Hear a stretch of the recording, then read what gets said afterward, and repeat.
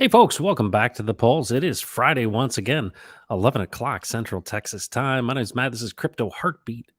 And if you have been with us for the last, what are we on, episode 11 with Steve Staggs? This is Steven Friday once again, folks. And it's something I look forward to every week, but especially today. You know, amazing things are happening.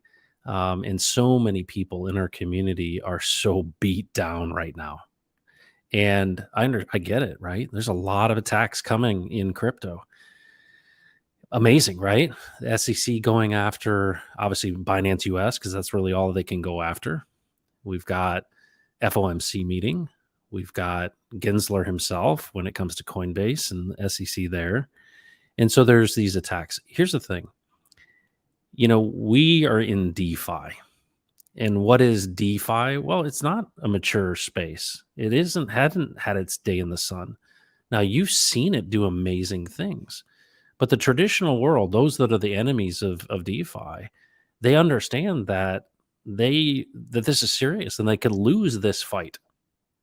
And of course, what are they worried about? Well, they're worried about us using our own money and building our own new financial system. And that's why I want to be here, consistently reminding you that what seems to be problem and all is lost and oh no is actually preparation for the future. It makes the way for us because this is centralized crypto, right? This isn't DeFi that's getting demolished, right? And being controlled.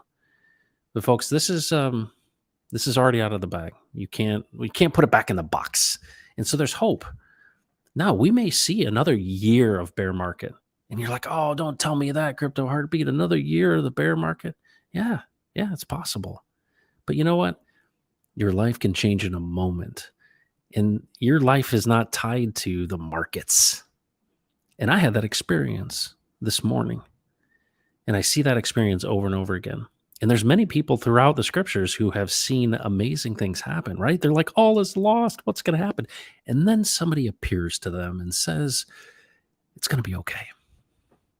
And they've got amazing things. And so we're going to be talking about the angelic realm. We're going to talk about angels. Last two times we talked about the Elohim class. And the core of this message and the core of this, conversation with Steve Staggs is all about right side up. Well, what does that mean? Then it means that things are upside down.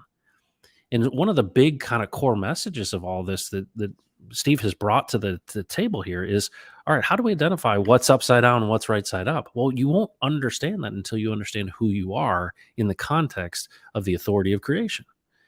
And so today is going to be about the angels. Maybe we'll talk about the demons too, but we'll see where it goes. And that's what's great about this format is, spin the wheel, right? Who knows where it's going to end up? But it's so great to be with you. Thanks for coming in today. And we're going to bring Steve Staggs in. And if you haven't, if this is your first time, there's 10 more episodes you need to check out because this stuff is good. And so, you know what? Whether or not a lot of people watch it or not, it's a blessing to me to have this conversation in public for anyone who is interested. So let's bring Steven Friday. What's up, Mr. What is it? There's something about some guy Friday. Is that the guy? Right? Do you remember that reference? Something like that. Something like that. It's Steven Friday. What's up, Steve? Hey, how you doing? I'm doing great. It's so great I feel like I talk to you all the time. And then, we do this and I'm like, hey, how are you? Well, yeah, I just talked to you for 25 minutes. So how are you doing? How are things with you? I know this is getting into summertime. We're doing okay, but we're in the middle of it as well, like a lot of folks. We have our own portion of the conflict, if you will. Yep. But we're also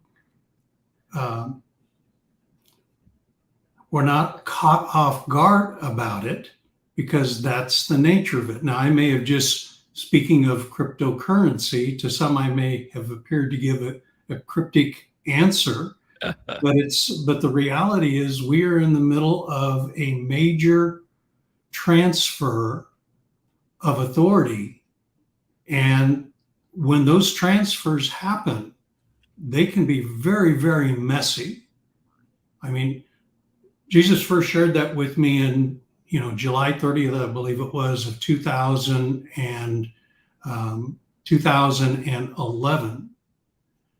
And man, some stuff was going on, was crazy right about. I had gone through 2 years, of just horrific stuff in my physical body. And it's like, Lord, what the heck is going on here in 2009 and 10? And what is happening? And he said, man, I need you to get your physical body ready so that your spiritual body, man, could end up doing the job he's called to do. And I didn't realize with that kind of clarity that the weak link really is the physical body. Mm. The way Jesus described it was, the spirit's willing, but the flesh is weak. Yeah. Well, that's the weak link in the chain. And so I was going through a time like that. And so finally I said, Lord, what is going on? He said, there is a transfer getting ready to happen. And these transfers can be very, very messy. Well, that was in 2011. Well, folks, how's it look to you? Messy. Messy as can be. So we're in the middle of our share of the mess that's assigned to us. But the end of it is that the transfer ends up happening. So handle the mess with Jesus and move through it like he moved through the crowd who tried to throw him off a cliff. And we'll end up being exactly where he wants us to be. So, wow. What a great tee up. What a great tee up for what we're going to talk about, Steve. Folks, I know that there are a lot of people who are in the mess, right? Challenging times. And if you've listened to any of this stuff, the things that I've really, what's been revealed to me through encouragement from Steve is the fact that a lot of this mess that Jesus is out front and that he is leading through this. And what's really interesting is you're going to hear this word transfer. I met Steve because a friend of his brought him to a meetup for Texan Token, and we had that in Dallas. And Steve came to that, and I didn't know Steve from anybody. And here's this Steve fellow, and I think I had a scotch or something like that, and we were just kind of settling in. And I shook your hand, and I heard you speak, and the Lord said to me, like, pay attention to this guy. And I literally said in the back of my mind, I said, is he an angel? At that time, because there's really something captivating about your voice in person that's different than even on camera. I don't know if have you had people tell you that before, that your vocal intonation is unique? Have you ever heard that? Once, twice, maybe 3 times over the many years, but occasionally. Yeah, it's really interesting. So if you ever get a chance, and some people that come to Gen Con 2023 will actually get a chance to meet Steve in person, you'll know exactly what I'm saying. But it's really cool that we're talking about angels today because of that joke that I always make about, hey, is this an angel?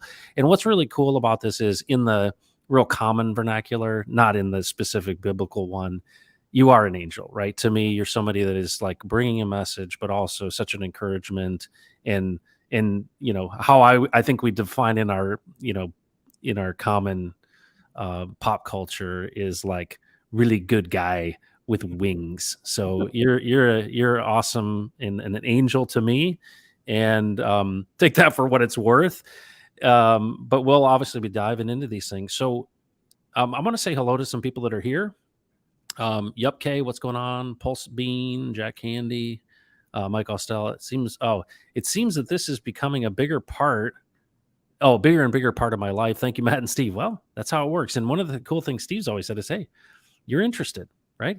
I mean, if you're interested, hey, it's going to be here. And that's the neat thing about it, is like, that's what I've also learned too about Jesus himself, is like very patient with my, yeah, very patient. Crypto Pez, Olaf from Spain. We're going out for tapas. Tapas, dude. Isn't tapas where they just don't give you enough food? Yeah. So can't watch you live, but you're in the watch later folder. Have a good stream. Thanks so much. David Lee, all the way from Southwestern Indiana. He's the guy that came to my dad's funeral, and it's so great. David Lee still protecting and watching over the troops in the field. Thanks for being here, David Lee. Cadium, what's going on? Hey, hey, hey. Looking forward to connecting with you. Jockey Clocky, what's going on? And let's see who else. Mobius is here. And Cadium says, anxiety is in a man's heart weighs it down, but a good encouraging word makes it glad. In that it does that give you a little bit of chills? Yeah, right on. So here's the cool thing, Cadium. Yeah, I literally said this in the green room to yeah, Steve, this yeah, exact verse, but a different translation. yeah, And I was basically saying to him, this is such a good word. yeah. Oh my gosh, how neat is that? 24 to 72-hour rule. Well, or 24 3 second. minutes. Yeah. Carter Hill, what's going on, Carter? And Carter's the reason I met Steve, right? Carter's the one that brought you to that meetup, man. And We it's got his someone. brother. And by the way, it's his brother that recommended it Oh, to, no way. Oh, yeah, yeah, it was. Yeah, yeah, yeah, yeah. Crypto Tank. Tank or something Yeah, like Tank Crypto. Tank Crypto. Um, okay, we got someone with 666 in their thing. Greetings. This is good. I think they all show up for this stream. Taryn, what's going on? Um, that. I really wish I could be at Gen Con. Yeah, David Lee's sharing the Gen Con link. I got our keynote speaker confirmed. He's actually South African. This can be an interesting. I'm really interested, actually, the juxtaposition of this stuff when we all get this whole conference together. It's going to be a really interesting dynamic. So I'm really excited about that. But if you want to come meet Steve Staggs, he's going to be there. Maybe we can shag some of the balls he hits to us out in the backyard.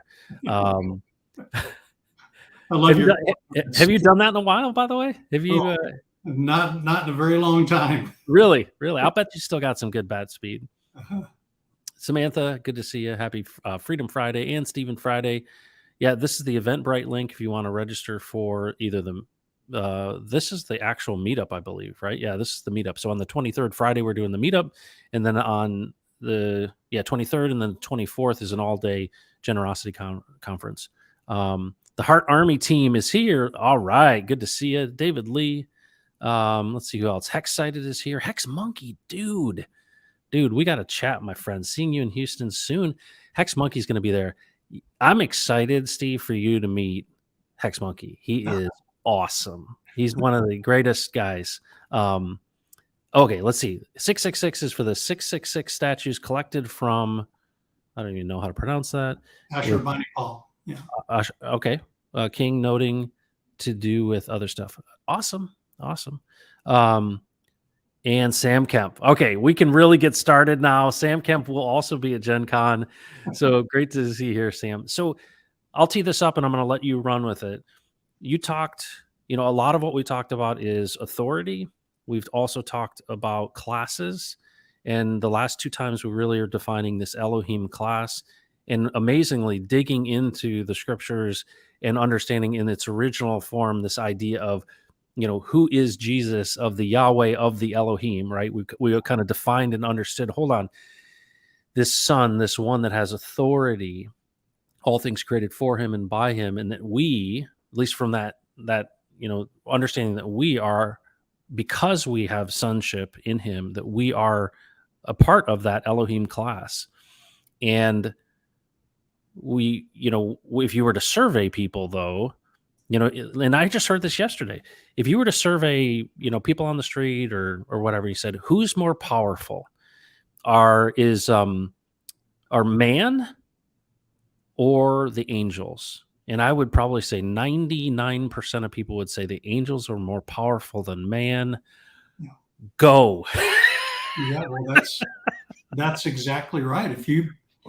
Maybe some of the fun thing that we'll end up with at the end of this episode is, how did we come to understand the things that we know about angels? And I'm going to now take it outside of what we know about angels to make it more pointed to what we think about angels.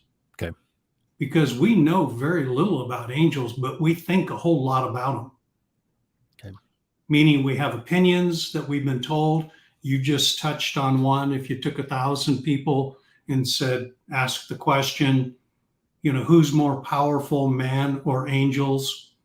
99 out of that 999 out of that 1,000 would say angels. Who's more majestic? They'd say angels. Who's more powerful? Angels or God, or the devil or God, and they'd say God.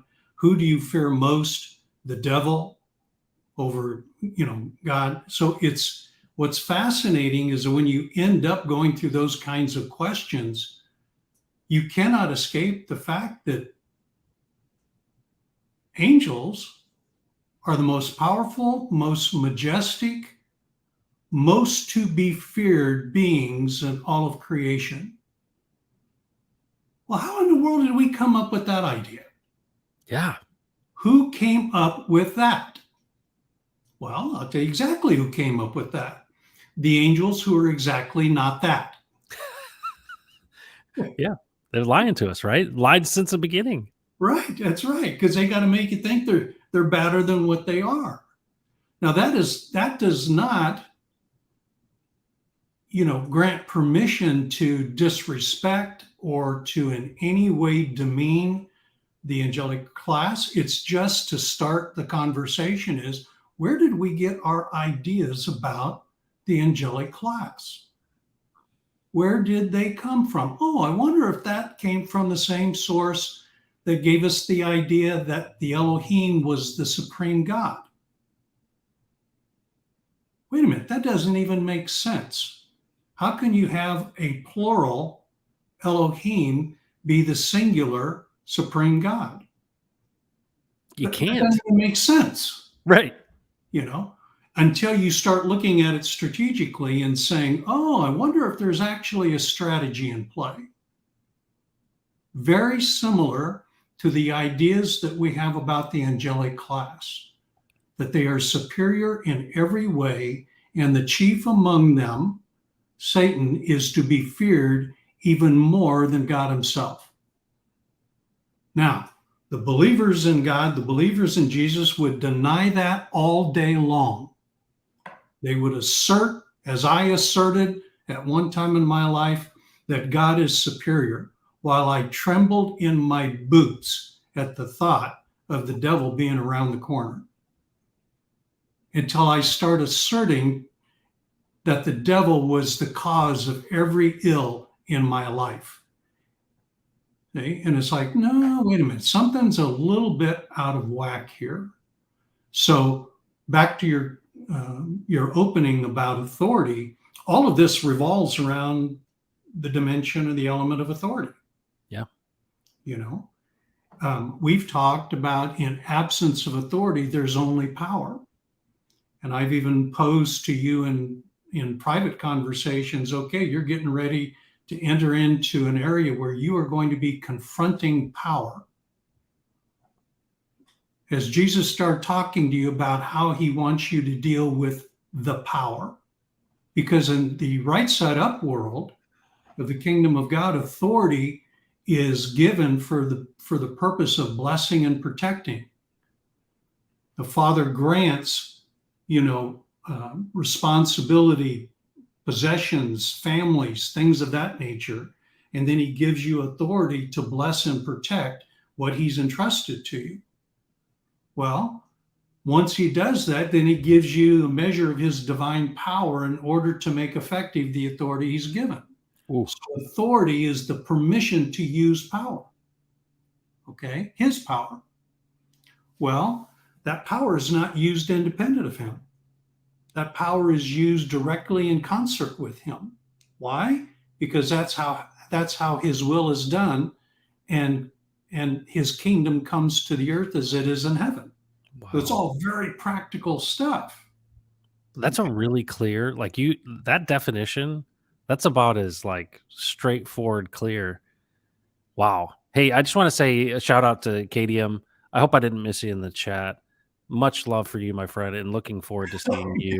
Chopped liver. Yeah, you're gonna get a chance. We're gonna see you in Houston as well, and then just super excited about that. This is gonna be a special time in Houston on the 24th. So glad that you're gonna be there.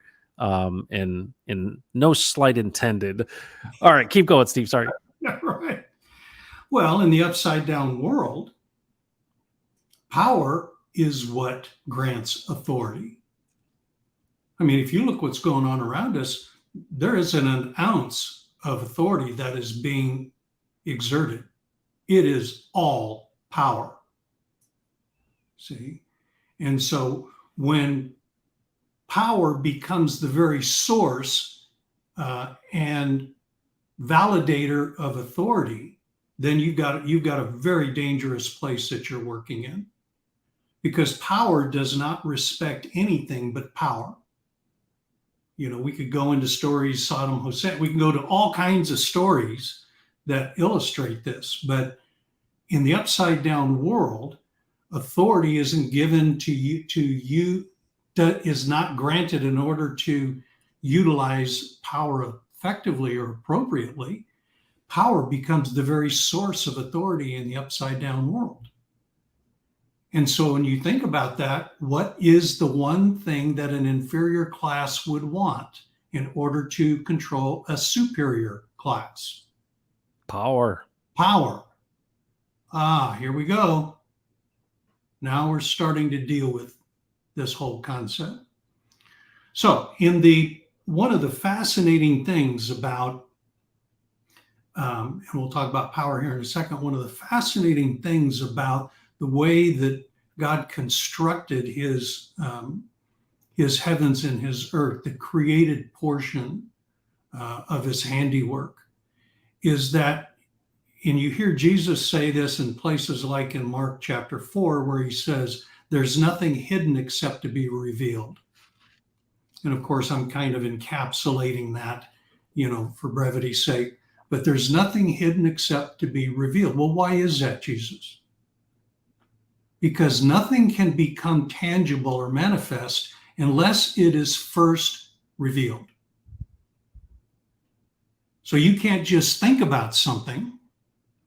You have to actually speak it. And then in speaking it, you have to, and that becomes your guide for mobilizing resource to manifest it. If you don't speak it, it's not revealed. And so guess what? It stays in your head. It goes nowhere. Well, nobody understands this better than Satan and the kingdom of darkness. They understand very clearly that what they have to do is they have to first reveal in the material order before they can bring about their intentions in the material order. Now, if they were to come to you and say, hey, listen, Matt, my plan is, and what I need is, I need to use you and your authority in order to get my deal done. Are you in? What would you say if Satan were to approach you with that? Well, I'd probably do what Jesus said. Man does not live on bread alone, but out of every word that comes out of the mouth of God. Yeah, I'm not interested, dude. You're the bad guy. Yep. Well, that doesn't change the fact he needs you and your authority in order to get his deal done.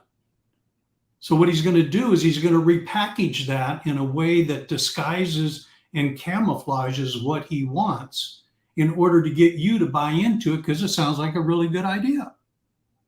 Oh, that sounds like a good idea. Yeah. Hey, why don't we do that? That sounds cool.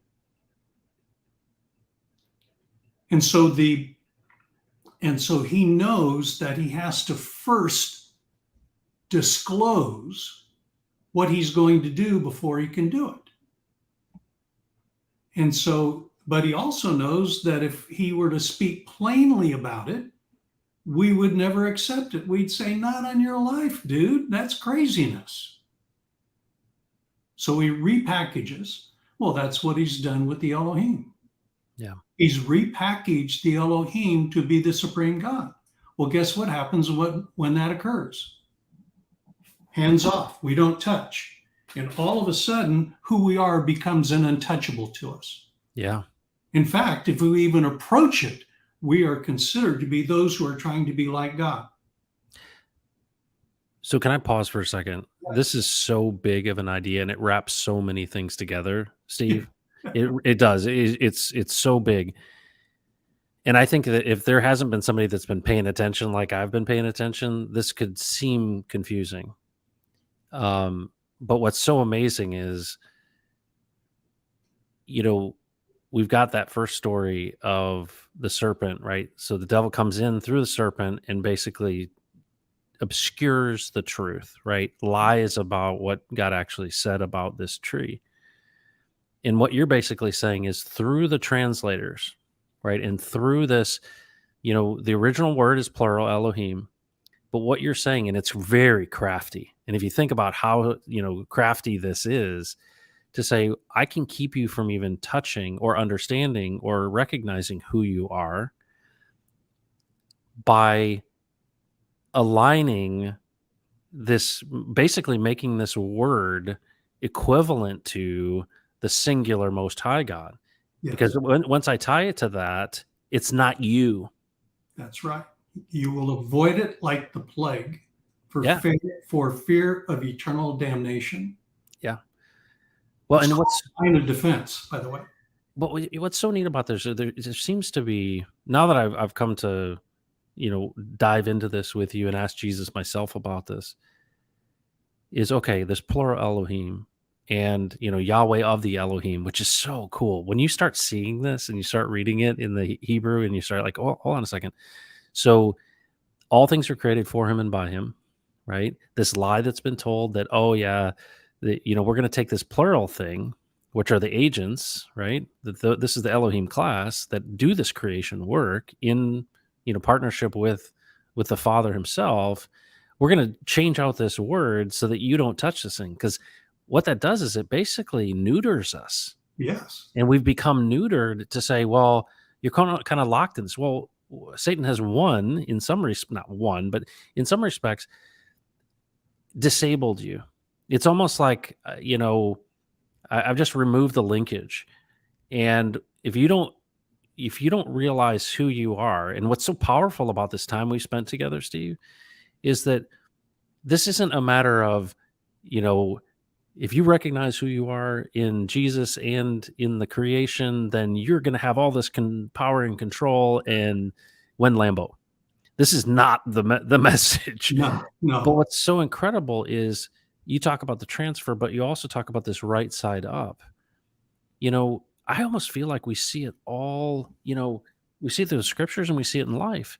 This idea of that you will do greater things than I, you will be more than conquerors. Like I see all this stuff coming out and like, where's that come from? And then, Gideon's like, hold on a second. What do you mean, man of high esteem? Yeah. And now the more and more you look into this, the more and more you realize, oh my goodness, all the other, Jesus talked about this stuff. He literally gave us and showed us the way with the temptation of the one who is trying to get you to give him your authority. And that's why, and tell me if this is wrong, because it may be stretching here. I'm not seeing angels and demons, right? I'm not seeing the manifestation in real, like, oh, there's a 12-foot angel there with a sword and wings. And I'm also not seeing in the physical demons. But what's really amazing to me is that it seems like we live in a space and in a world right now where, in a way, I don't have to appear to you. I don't have to. I've already neutered you. Like, Yeah. I've already made you ineffective. So there's no point in me showing up and exerting any power because you already fell for it. Yeah. And I basically have my way. Now, what you're talking about is there's this transfer. Well, you said to me at the very beginning, you do this. You understand who you are. This is the one thing he cannot tolerate. Yeah. What do you mean by that? Well, what he cannot tolerate is what he cannot tolerate is us learning who we are, because once we learn who we are, we see him and who he is. Yeah. Yeah. And all of a sudden the mirage is dissipated. It goes away. By the way, Isaiah talked about this a little bit. He said, man, hey, listen, you're going to see him and you're going to go, who is this dude? This is the guy that I've been terrified of my whole flipping life. What is happening? That's you? What's that all about? Now, that is not for the purpose of demeaning the angelic being. It is a revelation of our coming into the aha of who we are in comparison to them. See? Now, the the angelic class that has remained in alignment with God, they don't have any issues with this. And we'll get into, and maybe this is a good place to kind of Yeah. step into them. But you have part of what we're describing is, folks, we are in the middle of something that's been going on for a very, very long time. It hasn't caught Jesus off guard. It's not an aberration to his plan. Man has not fallen. Man is in the middle of becoming who he was designed to be, which is an Elohim that was created to rule with the Father in the fullness of his nature and character. That is who we are. Well, in the definition, it's so big. So, in folks, I'm reinforcing this with Steve just in my own experience, is that the story of the prodigal son so illustrates this for me, Yeah. Steve, Yes. where I wear a signet ring, right? And it means something to me because of what God has told me in the past. But it's a hexagon, which is kind of the crypto side, and then it's the Chi-Rho, which is this, Christ symbol. And what's so interesting to me is that when he asked for the prodigal son asked for his inheritance, and the father agreed. He asked, and you shall receive, and he received it and went and squandered it. He didn't have the ring of authority. He was only given the ring of authority when he came back. Yes. And that to me is a big, big part of that story that is really what the heart of what you're saying is that, this redemptive story, not this churchy salvation thing, but you go through this path and understand and recognize who you are in him. And that's where everything has opened up for me, is that, it's, I don't even know if I have the words to describe it, but this idea that, hold on, you are a son. Yeah. You are a son. And so what, I think some people will be like, well, hold on, Elohim. Well, this is the lie that we're listening to, because we've been told that Elohim is the Father. No, no, no, no, no. This is a plural term. But Yeah. Jesus made it very, very clear that I am the firstborn, right? And, C.S. Lewis had this really bizarre kind of phrase that he talked about mini Christs, right? That's what he said. He's like mini Christ. And it's really interesting because I always thought it was kind of hokey, to be completely honest with you. But now that I understand this, I go, okay, it's a way of saying it where you say, well, if we cannot do anything, without me, you can do nothing. And if we're not connected literally to, the vine, that this is his power through us, and that he is a father who loves us and we are a son. And the power isn't for us to wield. And I almost think about what Paul talked about, boasting in something, right? Yeah. No, no, no, no. Hang on a second. No, no. It is his work through us that is accomplishing these things. And it's, what it's amazing? It seems like the result of it is this rest or peace that is amazing, right? Not that it doesn't have power and you don't have work to do, but there's almost something that is, well, you've talked about it many times, not effortless, but simple. Well, it really is. It's almost like, and if we can use kind of mechanical terms, the difference between an automobile being 50,000 miles past its due date for a tune-up, and that's designed to work on premium gas. It's also trying to run on, basic unleaded. I mean, it'll function, but man, what a difference when it's tuned up and operating according to its design. There's no difference. There's no comparison, not difference. There's no comparison between the two. One, it functions. The other, it operates with efficiency and effectiveness. It's purring along. That's a great analogy. Yeah. Go. So guess what we've been doing? We've just been functioning. Yeah. See, we're just putzing along. I think a lot of people don't believe that there is more for them. I think a lot of people you've been beat down this whole time. I often have said that, people that have abandoned their own dreams will discourage yours. Yeah. And you almost get to this point where you're like, well, the world's beat me down and I don't have any value. And everybody's told me I don't have any value. I wasn't created for a purpose. And so I can't be optimized to be an F1 car. Yeah. I can just go kind of straight and maybe get from point A to point B. I can't, use the downforce in the chicane, and I Mhm. love your analogy because what would it look like if we were tuned up and we were connected in and that we were highest and best use for the design that he made us to be and that he made you uniquely, that Steve is different than crypto heartbeat, Yeah. and you're different and that hold on, he knows the intimate details of this and crafted these things, but you have to come in alignment with the creation of not only who you are, but how he ordered things. And this Yes. is why I think what you're sharing and it's so powerful because what I almost feel like it's been knit into us that there's so much more, Steve, Yes. than what we see. And Yes. and, and I think we use these terms like all broken and fallen and all these things because we're like, there's so this just isn't the way it's supposed to be. But it's amazing this idea of coming to understand that he sees you as a son and an heir. Well, and now let's go back to your prodigal son deal. It's the perverse that enabled the son to recognize who the father really was in Yeah. the fullness of his nature and character. And it was in the midst of the perverse, which, by the way, the father enabled. Okay? The father enabled the son to enter into the domain of perversion. And You in mean going into, like, where the squandering and all of the yeah, debauchery happened? Yeah, yeah, the father enabled that. yeah. The father fully financed that experience.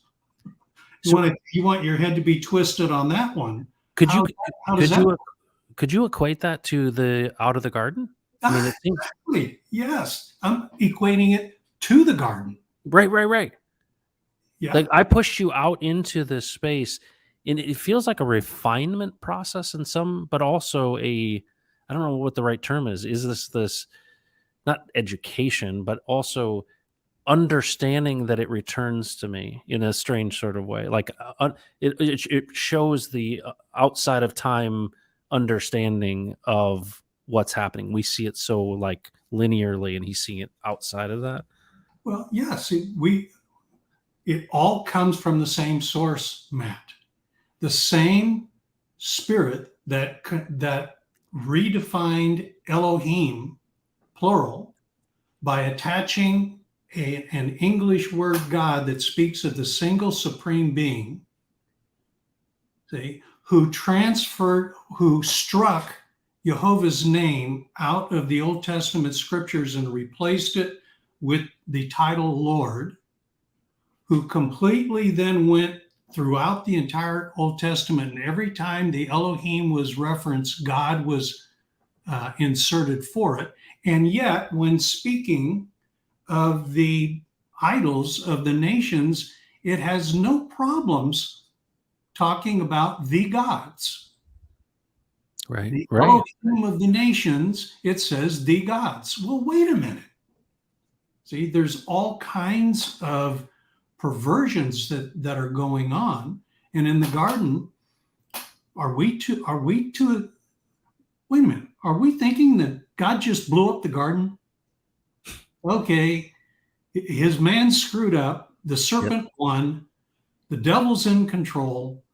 My guys have really screwed up. I'm so pissed off that I made them. Now I want to destroy them again. Gee whiz, why don't I just blow up the garden? Did he just blow it up?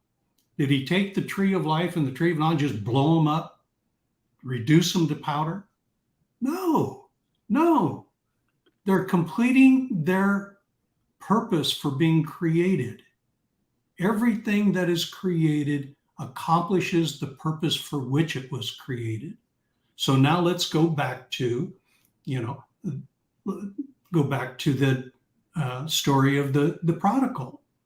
these material resources that are destined to perish with their use, that the son, younger son, so desired so that he could go out and do his own thing.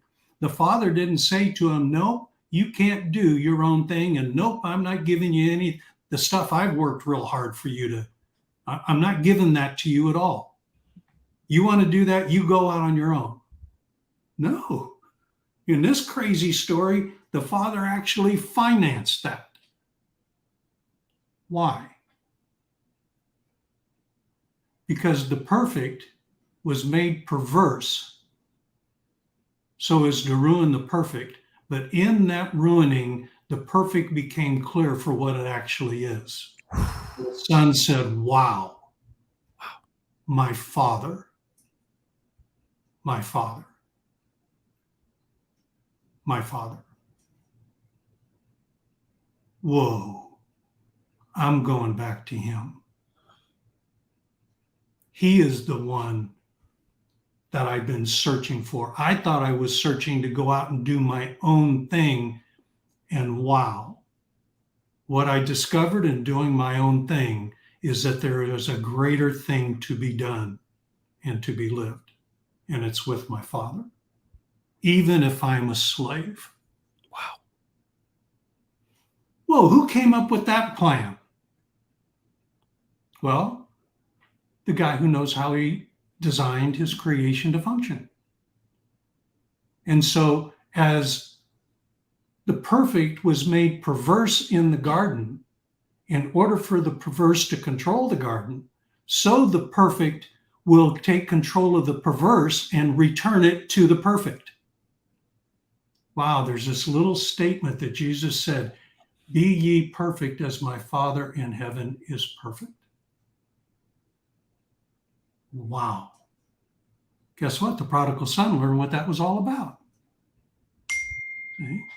Not because he was so smart, but because he entered into the recognition of who his father actually was through the mechanism of the perverse, which his father financed.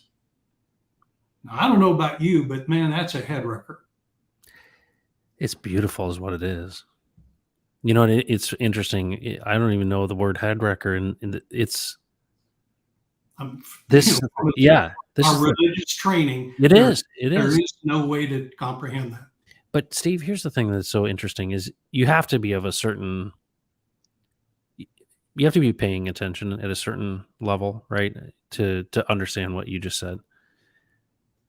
What you just said is everything wrapped up in one, and that's what's so beautiful about this is there's so many stories that are actually telling the same story. Yeah, over and over Ye again. Over and over again, and I've often wondered about these things, but, if we I think I'm guilty of this, and I've been guilty of this for a long time, is that making this assumption that the book itself, that is really a product of paper and ink, has some sort of authority over, if we look back to the parables and we look back to the stories and we look back to how things were shared, they were shared a lot like this, Steve.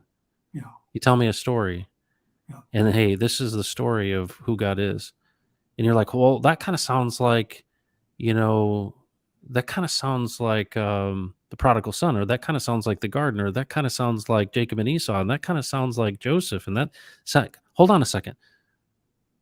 So this constant reminder of that, and to me, the prodigal son is probably the most condensed version of this, is to say, a father, and I see this with my own son. I see this with my own son. He is, he's asking me a billion questions and talking, and I look at him and he has no context. He said to me yesterday, he's like, "Daddy, I want to work with you. Let's do this together forever." I'm like, "What?" I'm like, "What an amazing thing this kid said," because that's exactly the joy of my heart would be that my son would want to work with me. yes, But he has to make that choice, Steve.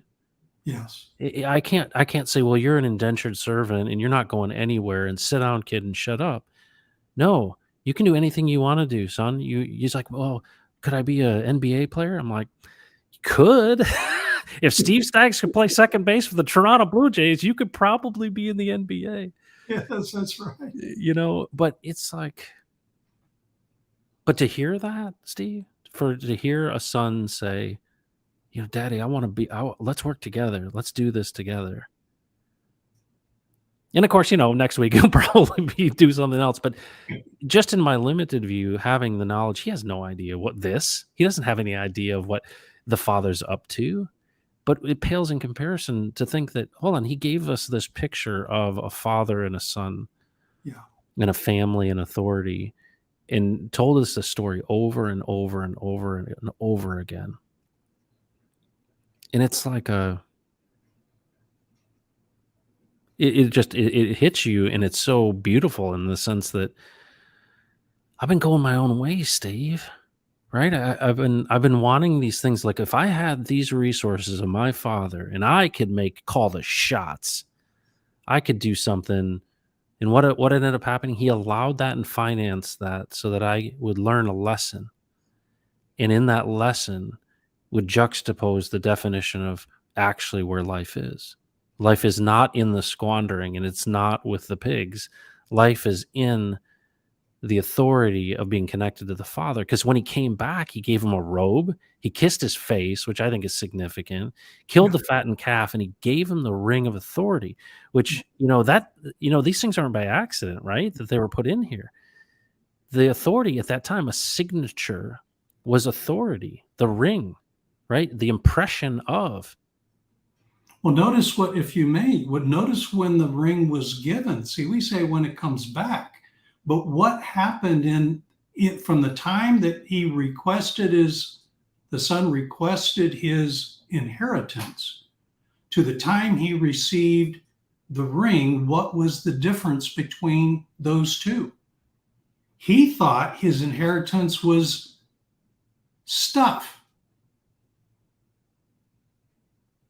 What did he learn? He learned his inheritance was authority. Wow. And when did he get that authority?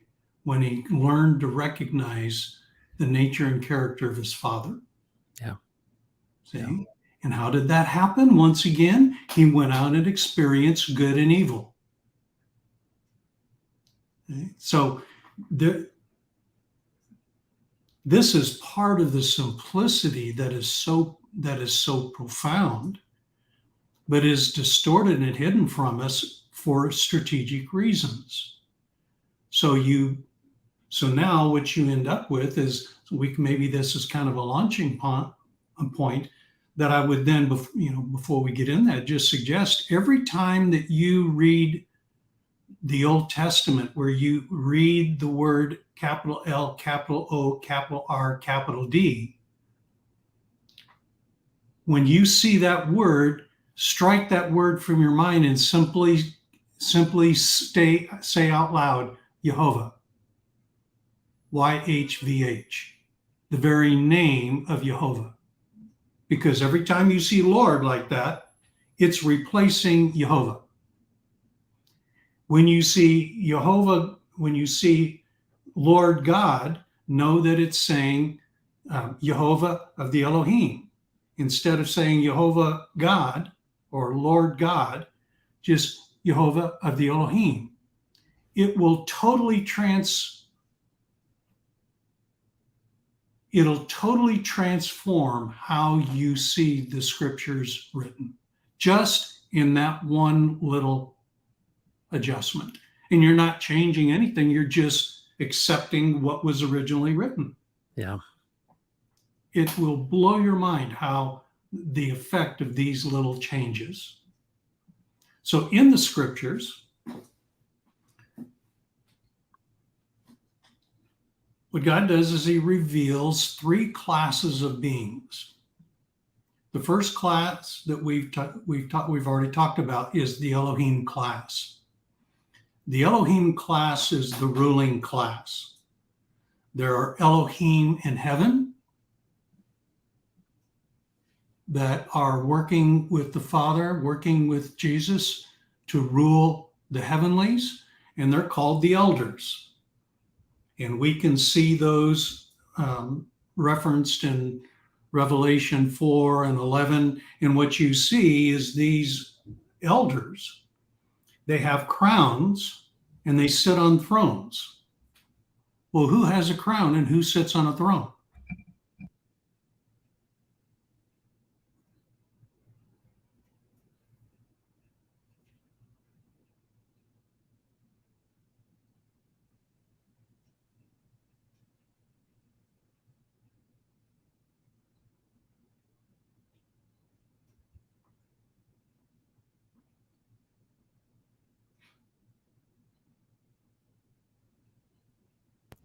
Keep going, Steve. I'm dealing with a little fire here.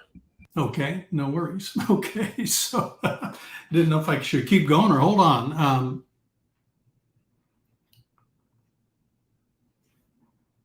So the elders are part of the Elohim class that rules in heaven, and so they have crowns and they sit on thrones.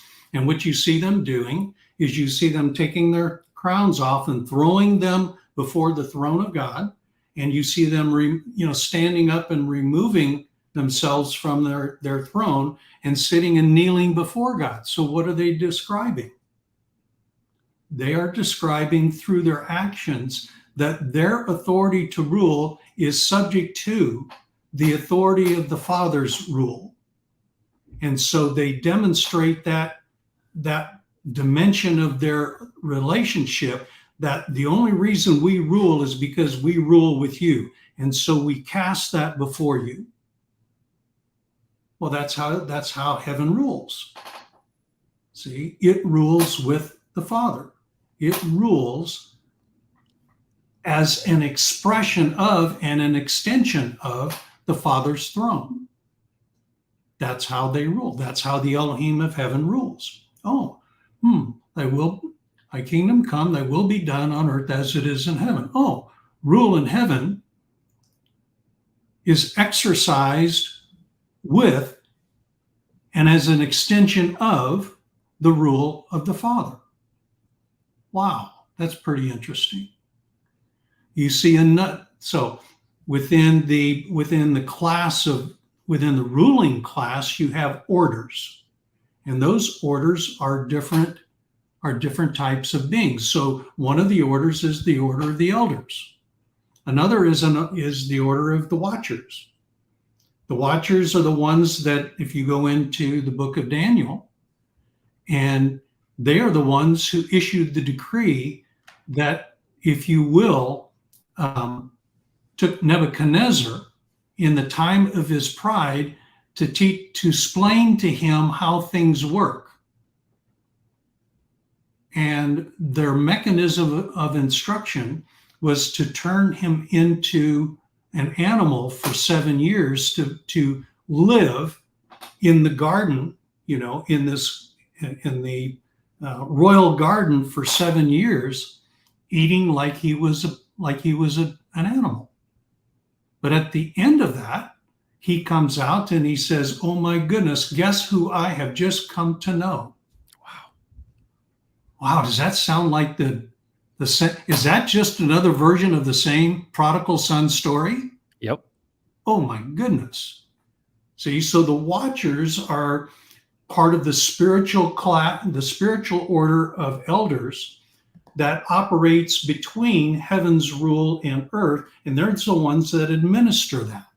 Well, that's a very different picture than what you see in so many of the other stories about the watchers. As a matter of fact, if you now go into the translations, a lot of those translations insert the word angelic in front of the watchers to portray to you that the watchers are part of the angelic class. No, they're not. Angels don't have the authority to issue decrees. That's a prerogative of rulership. So why am I telling you this? Because man is now of the order. The Adam is of the order of the Elohim, who have been initially assigned with the responsibility of ruling the earth with the Father, with the throne of God. Okay? But the thing that's unique about man is that he occupies both heaven and earth, the spiritual and the material, at the same time. He is the only being that is equipped to operate in both domains. Wow. So Oh, so guess what you have? Thus, the Father's vision yeah. that my man would rule my creation with me in the fullness of my nature and character. The scriptures are replete with that story. Okay. So now you get, sounds like you're getting, or looks like you're getting ready to ask a question. No, it's so amazing, Steve. You know what's so cool about this is it's like we almost like we've been building up to this because Yeah. this is illustrating such like it's an exclamation point for me on this. It all makes sense now, Yeah. right? And I'm hoping that those that watch this are getting that, right? They're having that kind of aha because I'm experiencing this in real time, and it's so it's so beautiful. I think that's the right term. There's a beauty to it because what's really amazing is what is the news of the day, Steve? The news of the day is, oh, you mean there are things that are not us? Well, I've been told all my life that we just came out of the ooze and we just turned into this. This was just a product of evolution. Hold on, are you saying that there are other, and in this case, what has been revealed is that there's one that's supreme. He's a father, and there's this Elohim class that has the ability to rule and create. Well, no wonder when the fallen angel Satan himself comes to Jesus, wants his authority. And he says, no, man does not live on bread alone. And what's so amazing about this, and I think this is the thing that is really just gripping me at this point, is to say, those that are in this angelic class that are Satan and his crew can't do anything without the authority that you give them. Yeah. They can't. And so if you recognize who you are and that they can't operate without authority, and clearly they are limited as a class, very limited. And you look at when you properly dissect this, what you're helping us do is that it's almost like because of this lie, not that we have forgotten, but we don't exercise our ability to make the decree with him. Yeah. And Yeah. what's really amazing about this idea of kind of transferring the authority back or receiving this authority back is this realization that what I have taken from this from the beginning is he's alive and he speaks. Well, if Jesus is alive and he speaks, and that the only way we can decree is by literally being connected to him, that he's literally using us and working through us, that it's really his power. And that in a strange sort of way, when Jesus said, I and the Father are one, if you've seen me, you've seen the Father, then what's amazing is that if you've seen us, you've seen Jesus in this order. Yes. That's exactly right. That That's is amazing. exactly right, That is man. amazing. And the question is, do you see yourself as a son, an heir, a mini Christ, a one who is only doing what the Father tells him? No, I don't live on bread alone. No. In the power, what if his Elohim man, were to say, you have authority. You're the only one that has authority to speak to me, and I'm only going to do what you tell me to do. And I'm going to hold every thought captive in every situation because you're through everything. And whether I'm building a list, whether I'm walking into my house, whether I'm dealing in business, whether I'm dealing with a friend, whether I'm dealing with difficulty, you are the only one that has authority to speak to me. I do not go my own way. I only do what the Father tells me to do. I only do what you tell me to do. And I am a slave to the one I listen to. Yeah. Yeah. And in that is life. Because in the slave in the kingdom of darkness is ruled with cruelty so that it can exert cruelty. Okay. The slave in the kingdom is a free man. See, he is able to please the Father. Notice what Jesus said. I do all things that the Father speak to me. I do nothing on my own initiative. And as a result, I please my Father in everything that I do. Well, And he is what? the way. He's the Yeah, way, Steve. there's the way. He's the That's the way. truth. That's the life. Amen. Wow.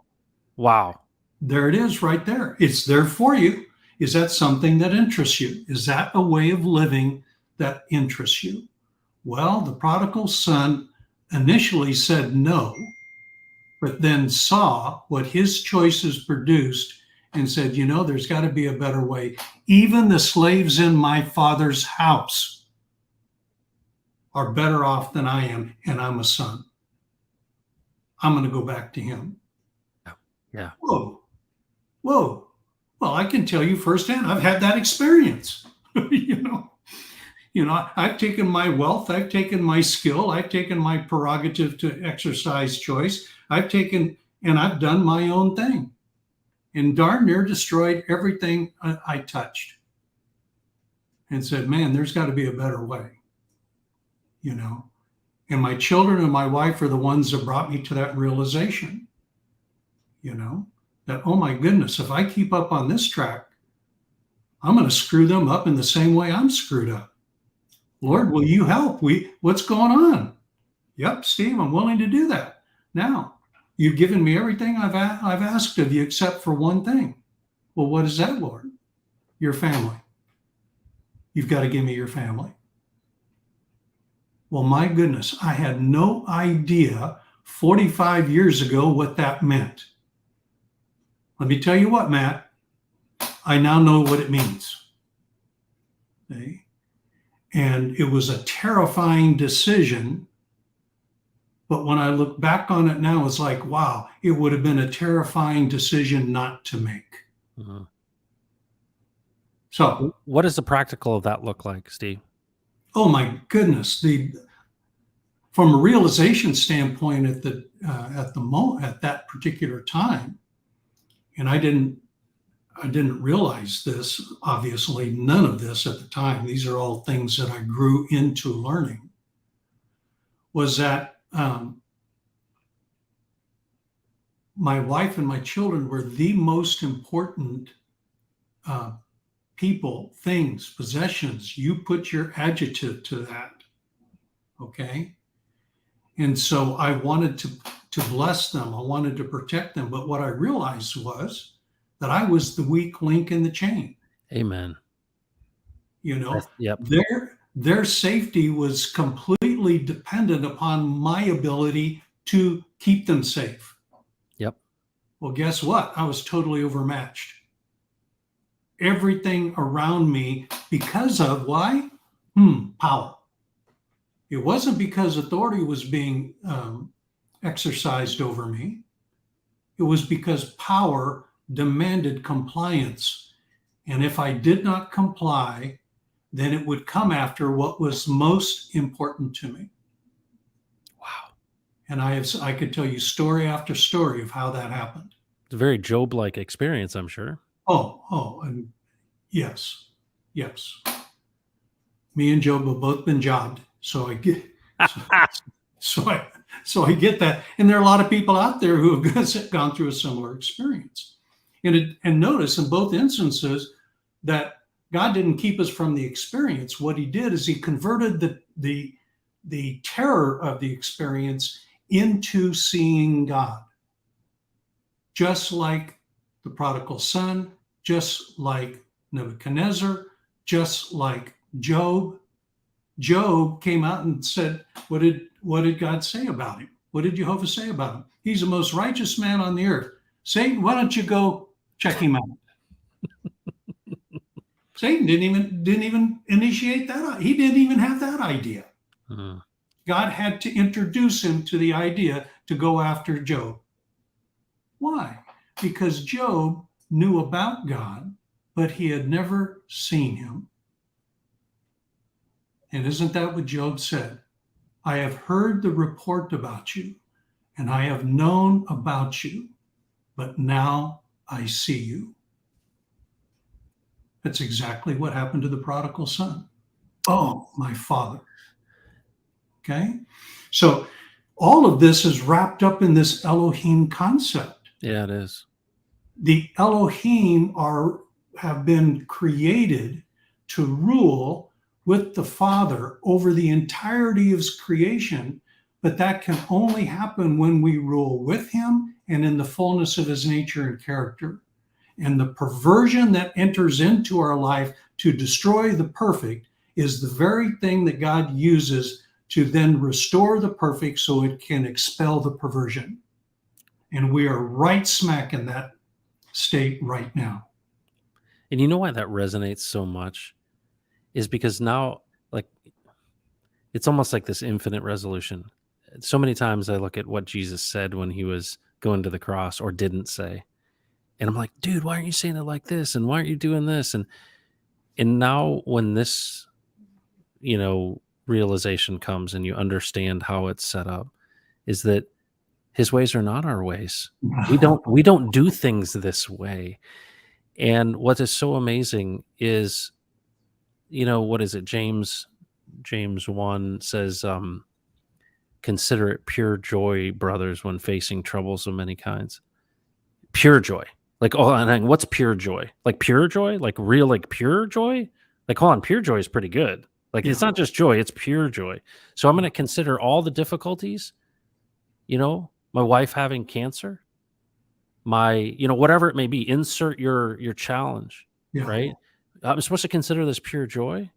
So when I'm eating the slop of the pigs, do I consider it pure joy?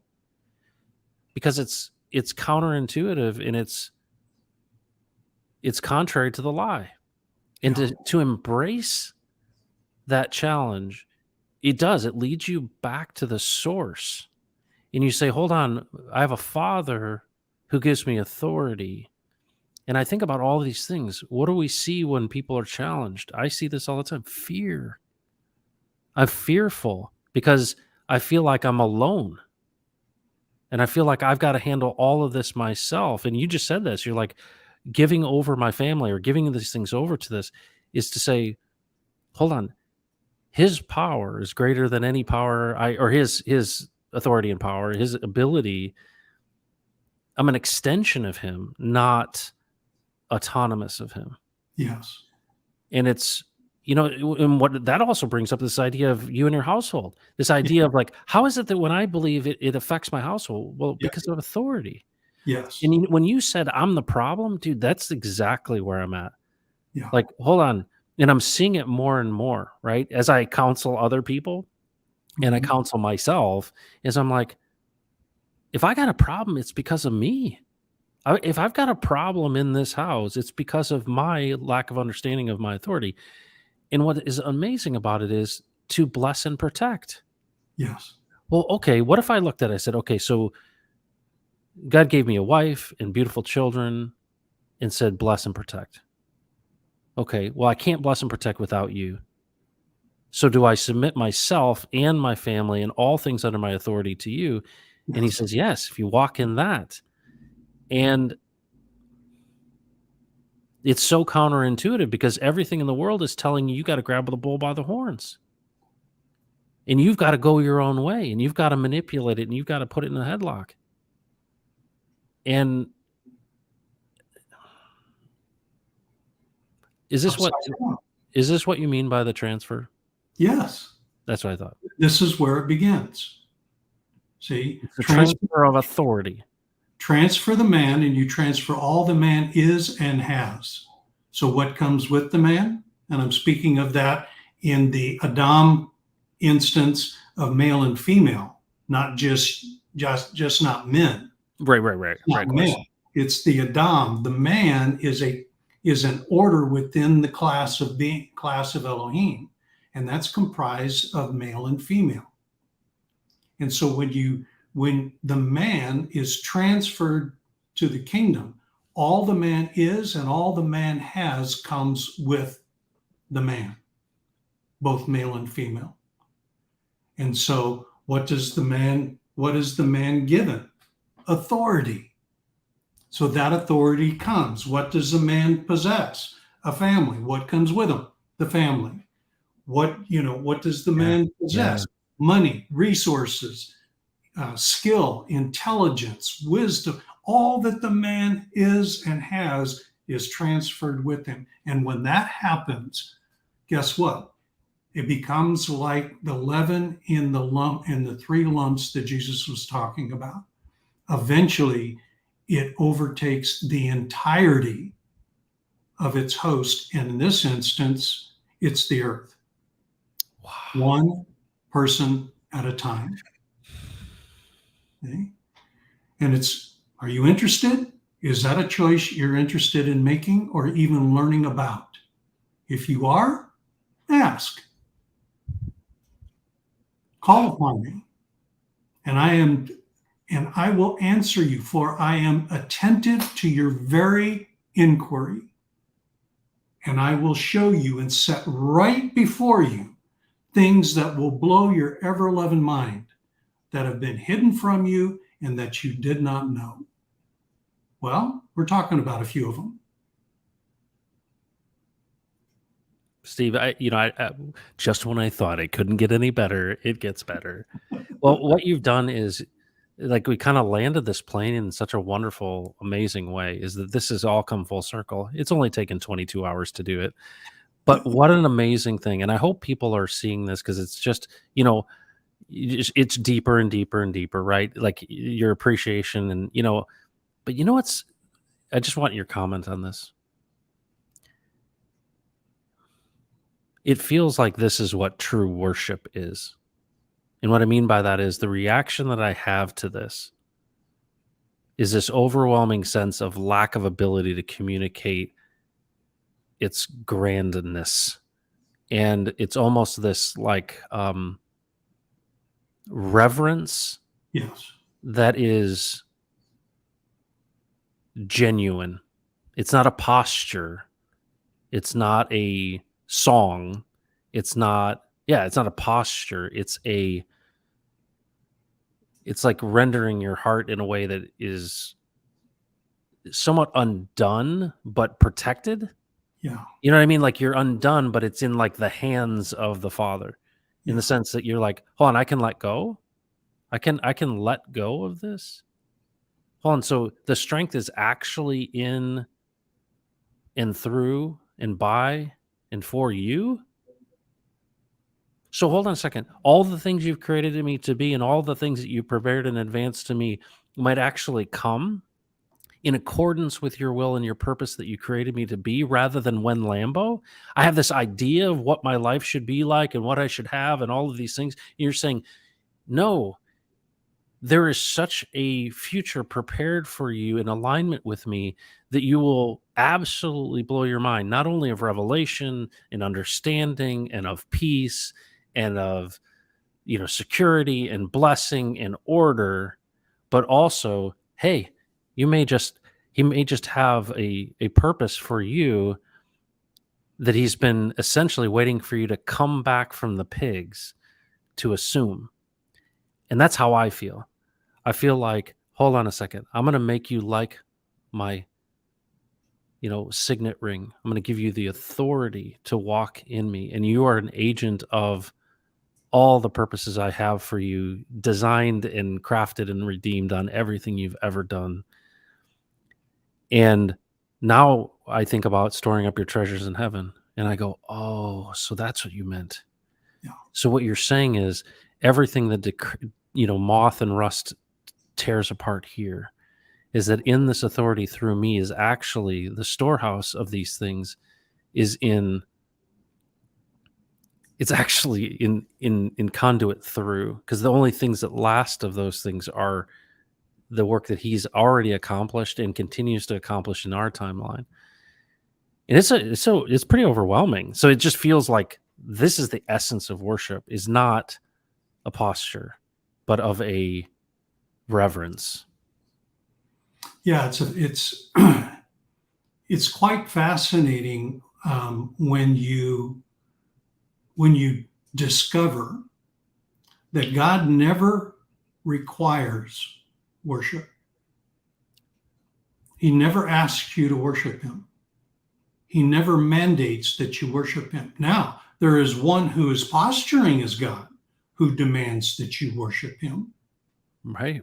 See, he craves it with every fiber of his being, and he will, I mean, you will worship him one way or another, either because you want to, or because you don't know you're doing it, or because you have to in order to escape the cruelty that you're under. But you will worship him. That isn't how the Father works. That isn't how God works. What happens is you just come into a state with him that you would describe as worship, but it bears no resemblance to what No. you previously thought worship was. Correct. It is this almost overwhelming explosion, if you will, or overflowing within you. Jesus called it this, life that comes out of your belly, is the way that he described it. Just wells up on the inside of you that is so pure with adoration that, wow. And I didn't have to muster it up, and he didn't require me to give it to him. It just happened. Okay? And that's part of the marvel of beginning to learn and discover who the Father actually is. Let me tell you what, he's not an egomaniac. He's not insecure. He's not worried about the stuff that we're told he's worried about and concerned about. And he's not about retribution at all. He's about offering you choice, you exercising your choice, and then him allowing you to have the fullness of your choice. In the religious world, we're told that he's a God of retribution, that he's a God of vengeance. He's so pissed off at man that he wants to wipe him off the face of the earth through the flood, because he's sorry he made man. Well, dude, you're the one who set the whole thing up. What do you mean? There's a very simple solution to this. If you could keep me out of the garden, why couldn't you keep the serpent out of the garden? Why couldn't you do that? You're the guy who had all the power, with the angels, with the swirling swords of fire. If you keep me out of that, why couldn't you keep the angel whose name is Satan, who partnered with the serpent? Why couldn't you keep him out of the garden? Now, Steve, you're starting to ask the right questions. Keep it coming. Keep it coming. I'm about to show you things that have been hidden from you, that I'll stand them right before you, because I'm attentive to your questions. Keep asking. Keep asking. See? Come on. You'll get there. Come on. We can get there. Let's do this. Man, I'm in, Lord. Let's do it. So that's the Elohim. That's who we are. Okay? And we are charged with the responsibility of ruling the earth with Jehovah, with Jesus, with the Father. They all operate as one, inseparably one. That's how heaven rules. Okay? That's the Elohim. So in the three classes of beings, by the way, are we okay to go to the angels now? Yeah, let's do it. Okay. We're only an hour 20 in. Well, it's important that we really, the two it's previous huge. episodes, as you're exactly right, have built up to this is who we are, folks. Yeah. See? Now, that's Go. where it begins. Let's do it. If you don't, until that happens, there's really not an ability. I'm speaking from my own experience. Once that realization came, all of a sudden, all the pieces began to make sense. Yeah. Okay. Okay. So now we have the second class of beings, are the angelic class. The angelic class are the ministering class. Their responsibility is to support the will and intentions of the Elohim in the spiritual domain. So they are the ministering class. They have no authority to rule. They do not possess the authority to rule. they possess the authority to minister. Okay. The third class that's revealed and described in the scriptures is the animal class. The animal class is the serving class. And so when Adam and Eve were naked, what did Jehovah call upon? He called upon the animal class to give up their life in exchange and provide for them the covering of his man, because the animal class is there to serve. Okay. When there is a need to demonstrate how this dimension of what we call sin and its consequences occurs, then I'm going to show you, I'm going to give you a picture of how this works. And I'm going to call a perfect lamb. We're going to put, the priest is going to lay his hand on the lamb and transfer, oh, there's that transfer concept. Transfer the sin of the nation to the lamb, and then the lamb is going to be released into the wilderness to face whatever outcome awaits him, but he's going to carry away the consequence of this sin. Why? Because it's a serving class. By the way, you see the gods of the nations doing the same thing. You know, Baal takes on the bull. The bull becomes the animal that represents him because it serves his interest in projecting power, authority, and might. Okay? And so there's all of these things that happen. So there's the Elohim class, which is the ruling class. There's the angelic class, which is the ministering class. There's the animal class, which is the serving class.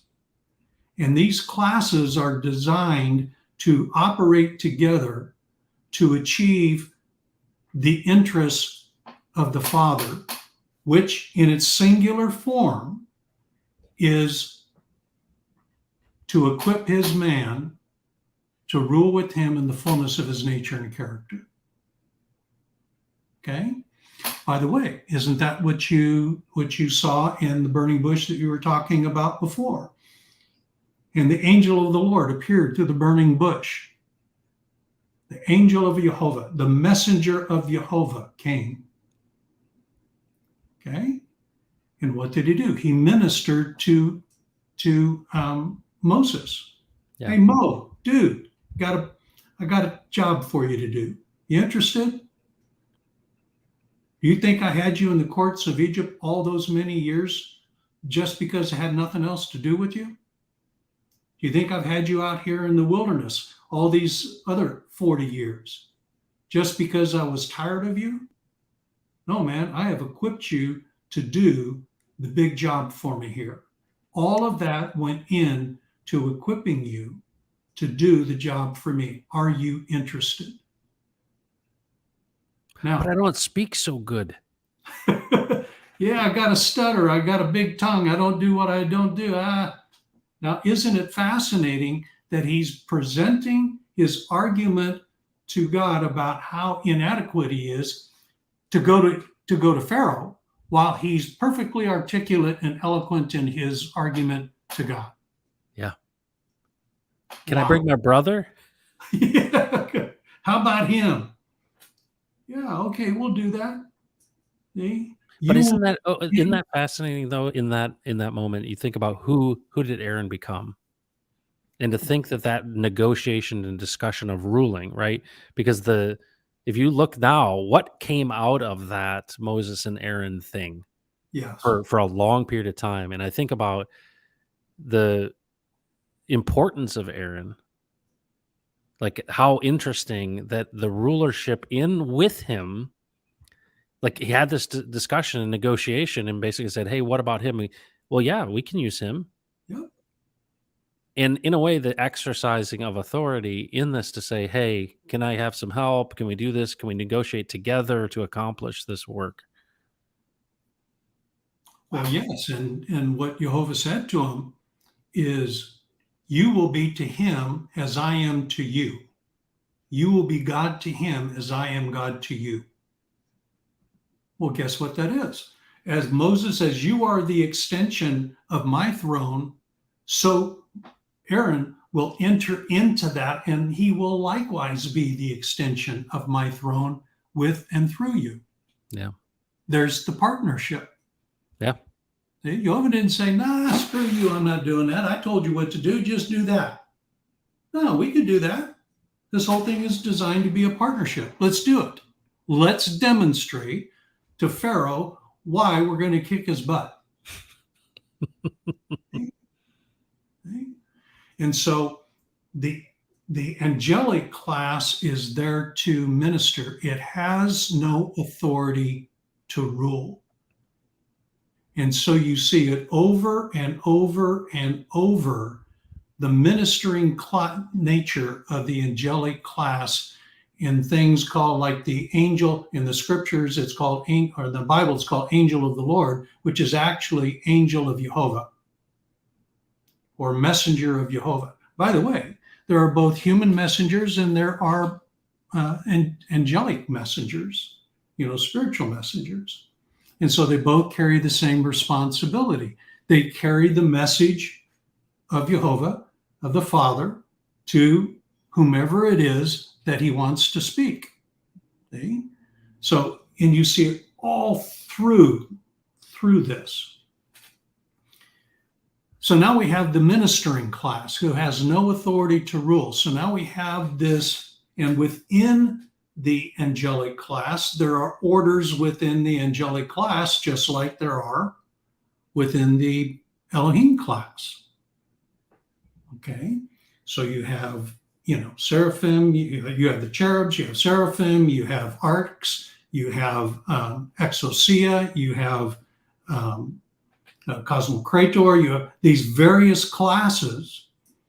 And at the lower class, the two lower orders within the class of angelic, in the domain of darkness, they are referred to as the Poneria Pneumaticus, which is, those are the evil spirits and what they do. The last two orders, Poneria Pneumaticus, and the lowest order is the unclean spirits. Those are what we commonly refer to as demons, but they're all fallen angels. It's just that within their hierarchy, those are the two lowest in that order. And within the class of angelic beings, there are those that operate purely, in the spiritual realm. So some operate purely in the heavens. So you have the seraphim and things of that nature that operate purely in the heavens. You have those who then operate in the spiritual domain, like the cherubs, which is Satan is in the cherub order. Then you have arcs.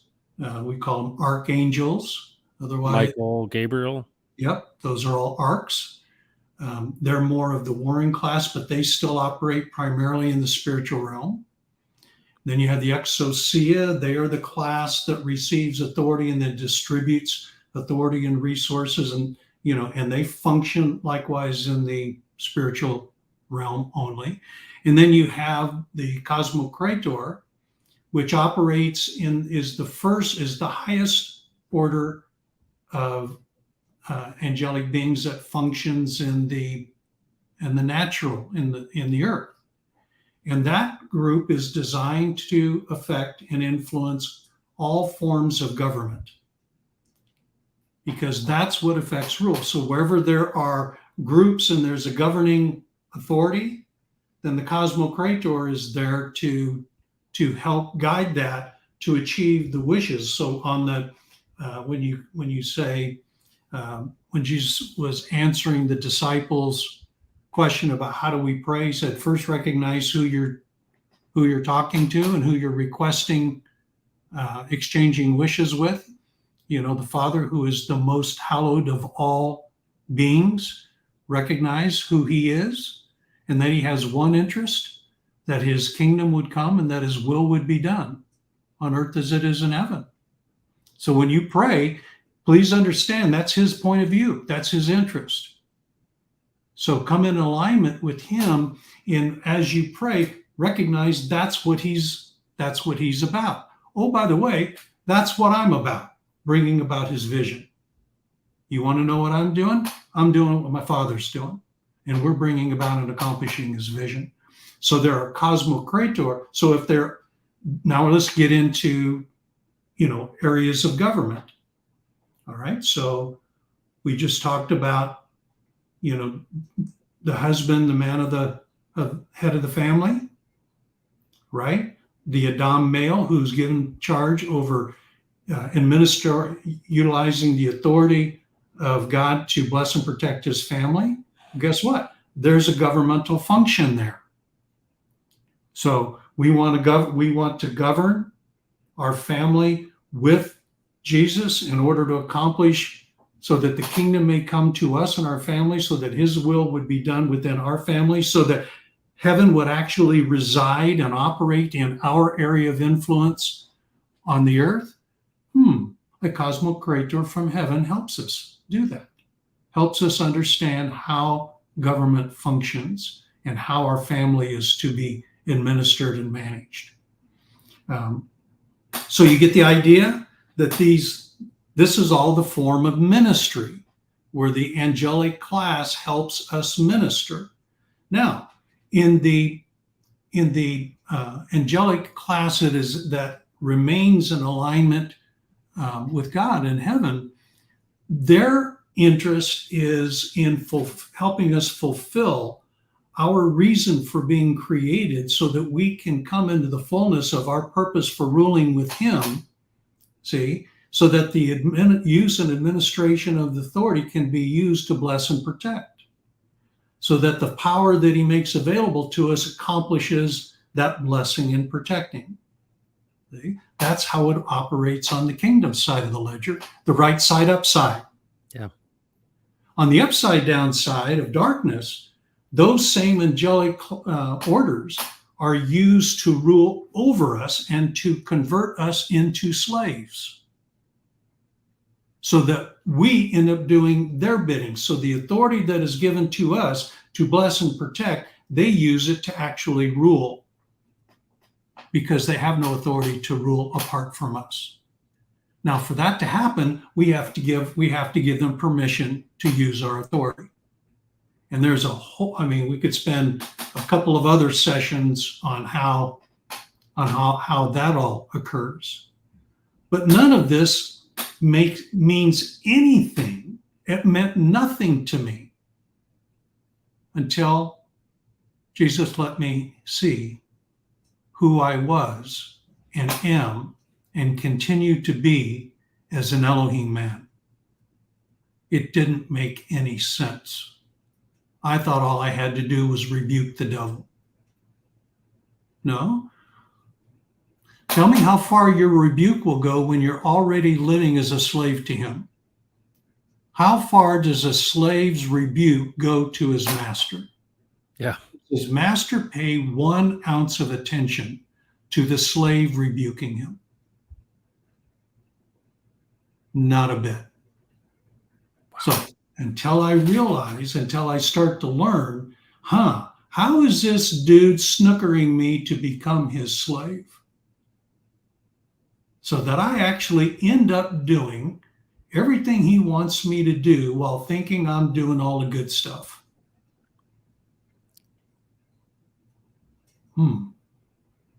Well, Jesus, looks like I better become a student again. See?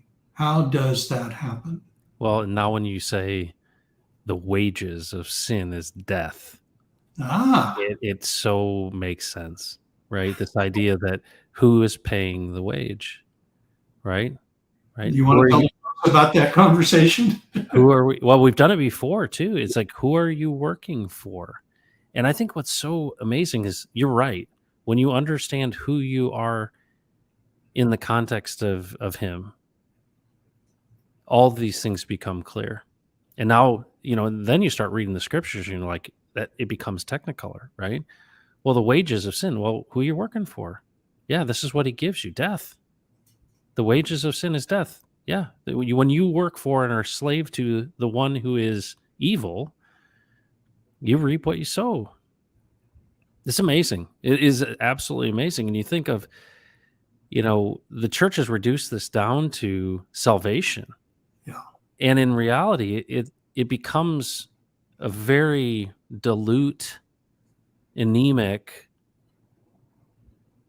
representation of the truth. Yeah. Because once you realize this truth, you go, okay. And it's really interesting that this idea that we're working something out, because a lot of this it's not easy to do, right? The practice of this, you recognize who you are and you go, you said it earlier, he's like the thing he doesn't want to tolerate is you listening to Jesus and following what he says and giving him all authority and walking this stuff out with him. Yeah, you can't tolerate it. He can't tolerate it. Well, the upside down world then is us enslaved to and giving our authority to, and now so now think about crypto, just Yep. because we happen to be on a crypto channel. Bringing it back to all that. So now, and I'm just going to tell you what I'm sensing that the application of this for what we're dealing with right now. It makes sense to me that there are so many folks out there who, and we hear this kind of trite reference to selling your soul to the devil, right? Which we could get to at some point. But this idea of aligning ourselves, right, going our own way, but aligning ourselves and giving our authority over to Satan himself. And that there's power there that is given to us in that process, right? Because look at all the guarantees that Satan was given to Jesus. Hey, yeah, I'll give you all this stuff. Look at all the benefits I'll give you. And we often say that this is a battle between good and evil. And we look at the financial system and we look at the upside down world and we say, all right, this stuff is, the authority's been given away. And, it is, what does it manifest? Well, lockdowns and authoritarianism and heavy-handedness and centralization and power, and we're subject to it. And of course, now I understand why you corrected my language so many times of saying, no, that no one's giving you the opportunity to vote on Texas independence. No. This is not within their authority because we created this. No, we're demanding this. This is what we're exerting our authority over it because it is actually subject to us. And it's such a big idea, and it has so far-reaching implications that I look at crypto and I look at what's been happening, right? I often say, hey, it's so great going to these meetups with these Hexicans and Texicans and high-fiving people and, winning the lottery in slow motion and all this stuff, which is just pales in comparison to what potentially is happening. Is that just as Satan is taking authority and giving you some sort of, benefit from it, right? Some sort of incentive. The actual alignment with creation is abundant. And that what we're seeing potentially palely, in a dim sort of way, is that the tools, when animated with the authority of Elohim man, could ultimately produce the kingdom-like, heaven-like experience here on earth. And that in this community of working together and understanding who we are in him actually could lead to accomplishing the purpose to bless and protect and operate in his nature and character as an extension of him that brings about the beautiful purpose that he designed it all to Yep. be. In that Yep. we actually, in this understanding and of who we are, actually is the implication of the kingdom of God being integrated on earth as it is in heaven. That's a big idea. Oh, it's transformative. I mean, Well, it's everything. Well, what it does is it goes, if it's, if I'm similar to anybody else, it was, well, of course. Right, right, right, right. Of course. What else would why else would we be doing this? What else is there? What else could the outcome be? Well, of course. Duh. See, why couldn't I figure that out before? Well, Steve, because you can't figure it out. See, I didn't give you this information so you could figure it out. I gave you this information so you could inquire of me what the heck I meant when I said that. And once you ask me, I'm attentively waiting for your question because I want to show you stuff that'll blow your mind that's been hidden from you. But I'm going to stand it right in front of you to see it, your words, in living color. Yeah. And when you see it, it's going to all make sense. It's I hear people say oftentimes, they say, just tell me the truth. Right? Just tell me the truth. Folks, Steve is telling you the truth. And I've asked Jesus, and what is the truth? What is he telling you? And if I could summarize this stuff, it just absolutely, each time we have this, I just have revelation after revelation. Number one, Jesus is not dead. He's not a historical figure. He's alive and he speaks. Yeah. The word of God is actually his spoken word to you.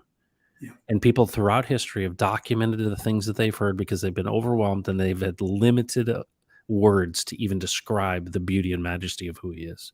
Yeah. And so we have accounts of it. I write it down in my journal. You write it down in your journal. And there have been some letters written to some churches that are very similar. And there were these things that we look to and we say, look at what he has done.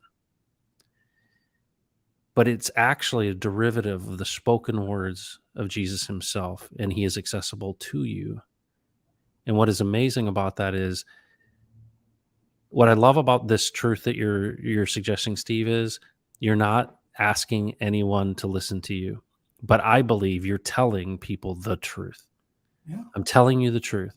Somebody, please tell me the truth. Okay, Steve's telling you the truth, folks. Well, what is he saying to you? Don't believe me, ask him yourself. And your intent and your desire to know he who created it all. And who doesn't want to be aligned with the very framework of creation? Yeah. If you knew that there was a place that you could go that would have the answer to all of the questions that have been burdening you, and this chasing, I think of my dad self-medicating, right? I think about the guy who the Lord Jesus appeared to him and told him to stop doing crack. So he did. And I think about all of these things where somebody walks into a market and says, have you seen this man? And they hold up a picture of some guy and they're like, I saw that man in a dream last night. What is this constant pursuing of this one who says, no, who you were made in this order is of me. And we, just as Jesus said, if you've seen me, you've seen the Father. Steve, I went to this meetup, this PulseCon thing in Las Vegas, and there's some weird stuff going on, drugs, bizarre stuff. And this guy, who I swear was like, had a demon in him, he literally came right up into my face, way too close, like where you can smell somebody's breath. Yeah. And he just came up to me and almost kind of cocked his head weird. And he goes, I see Jesus in your eyes. And then he's like, gone. And I'm like, well, thanks for the compliment. Appreciate that. But I'll tell you what, the journey of, the yoke is easy and the burden is light. What's so amazing to me is, it almost feels like, in a way, if I let go of my own desire to go my own way, I receive and see and am welcomed into this amazing journey that is custom tailored for me, that I can ask and have access to. And it's like, everyone's all excited about Chat GPT, Steve. I can ask it anything and I can get all the information. He's the original, man. Ask him. He's alive. He's not historic. He's not just alive on Sunday. They roll the stone away. Oh, he's alive. He's risen. But that's the lie, not the lie, but that's this anemic thing that's been shared. And what you're saying is, no, try him on for size. Yeah.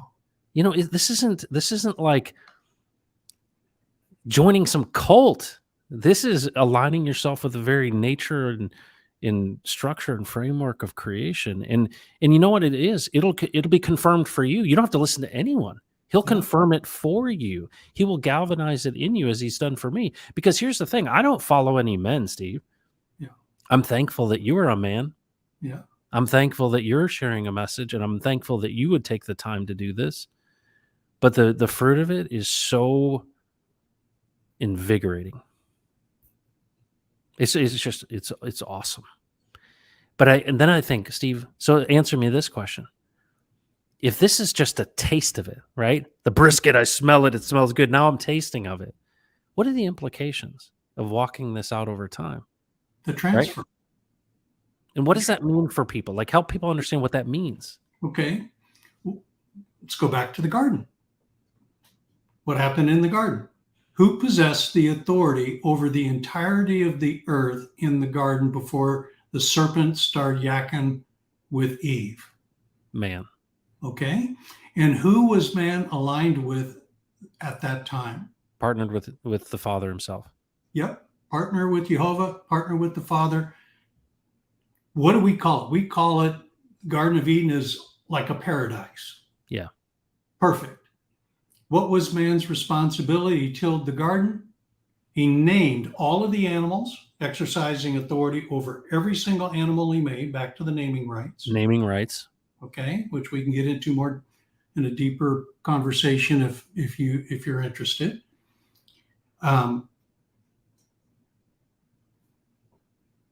Jehovah was with him in every part of his life, in his breath, in the wind of the garden, okay, and in the very spirit of his being. There was no separation. He experienced the totality of perfection. There was no death in him. Okay? Now, when the serpent cut his deal with Satan and then became agent to approach Eve, and what was the promise that he made? You'll be like God. You'll be like God, like the Elohim. God is the English translation. What he actually said, you'll be like the Elohim, plural. What a subtle lie. Yeah, well, here's the deal. What did he add to that? Knowing the difference between good and evil. Okay, she said, wow, I like that. Now, we give Eve a lot of grief about what was going on, but remember, she understood that the animals were there to serve her. Mm-hmm. And that the serpent was, you used the word earlier about how crafty this whole thing is, that it was the shrewdest, wisest, and most crafty of all the beings, animals created, that Jehovah had created and put on the earth. So when the serpent approached her and said, hey, what's going on? And started having these, he knew what was going on. She was struggling with what the right thing to do was and what the wrong thing to do was. Well, what were the alternatives that Jehovah built and put in the garden? He said, look at guys, here are your choices. When you get in a jam and you want to know what to do and what not to do, you have two choices.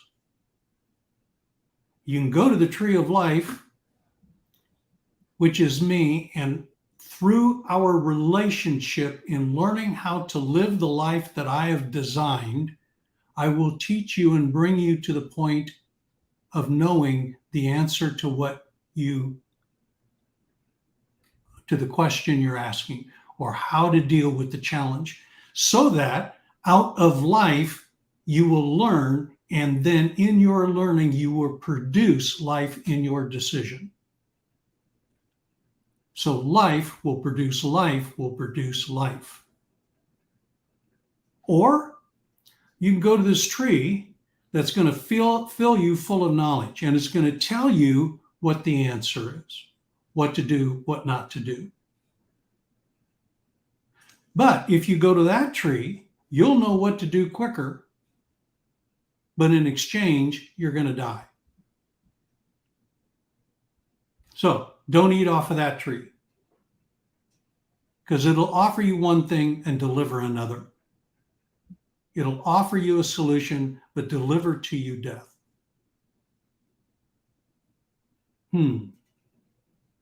So what was the serpent saying to her? You got a problem. You don't know what to do.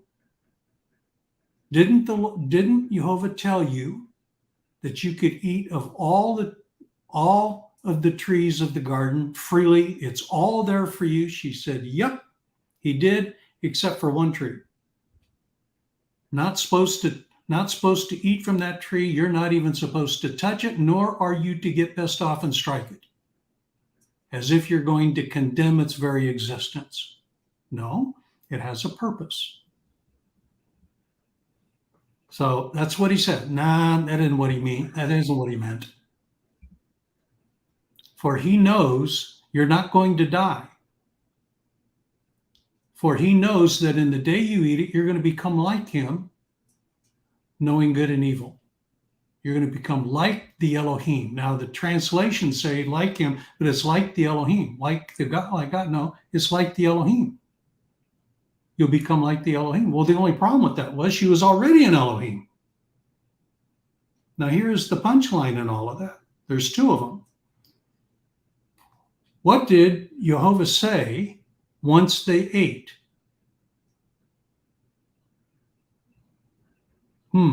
They have become like us, knowing good and evil. Mission accomplished. Let's back up. The angelic class are created to minister to the Elohim class to accomplish their interests and purpose in the spiritual realm. What did the serpent, as the agent of the angelic class Satan, just accomplish? They just ministered to the plan of God that his man would know good and evil. Now, here was the exchange. I will make you like the Most High God. Okay, I will make you like the Elohim. Well, what was Satan's idea of being like the Elohim? He relegated them to the animal class. Yeah. And so there's these two little verses in the scriptures, one in Hebrews and one in Psalm, that said for a little while what man was made lower than the angels. Well, how did that happen? Eve, then followed by Adam, acted under the authority of what the serpent had said, and by doing so became a slave to what the serpent said. And the serpent, being an angelic class being, then relegated mankind to the lower class, which is the animal class. What are we taught in school that mankind is? An animal. An animal. And so as long as we think we're an animal, what are we? We're subordinate to the superior class of the angelic class. Why? Because that's how God created it? No, because that's what we gave up. That's what we transferred. We transferred our authority as an Elohim in the manner and purpose that God had created his Elohim man, in exchange for the serpent's idea of what the Elohim man was, which was to relegate him to the lower class called the animal class, which is subordinate to the angelic class. Now, why is that important? Now we're about to answer your question. Because when we come into an understanding and start walking in the purpose of our Elohim class authority, that then is then reversed.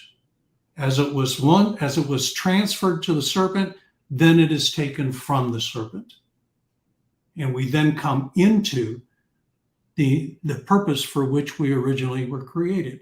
It's called a transfer. As the first transfer occurred, now the second transfer is occurring and it's coming back. As the perverse took the perfect, now the perfect is going to take back the perverse. That's a big idea, using your terms. It's everything, man.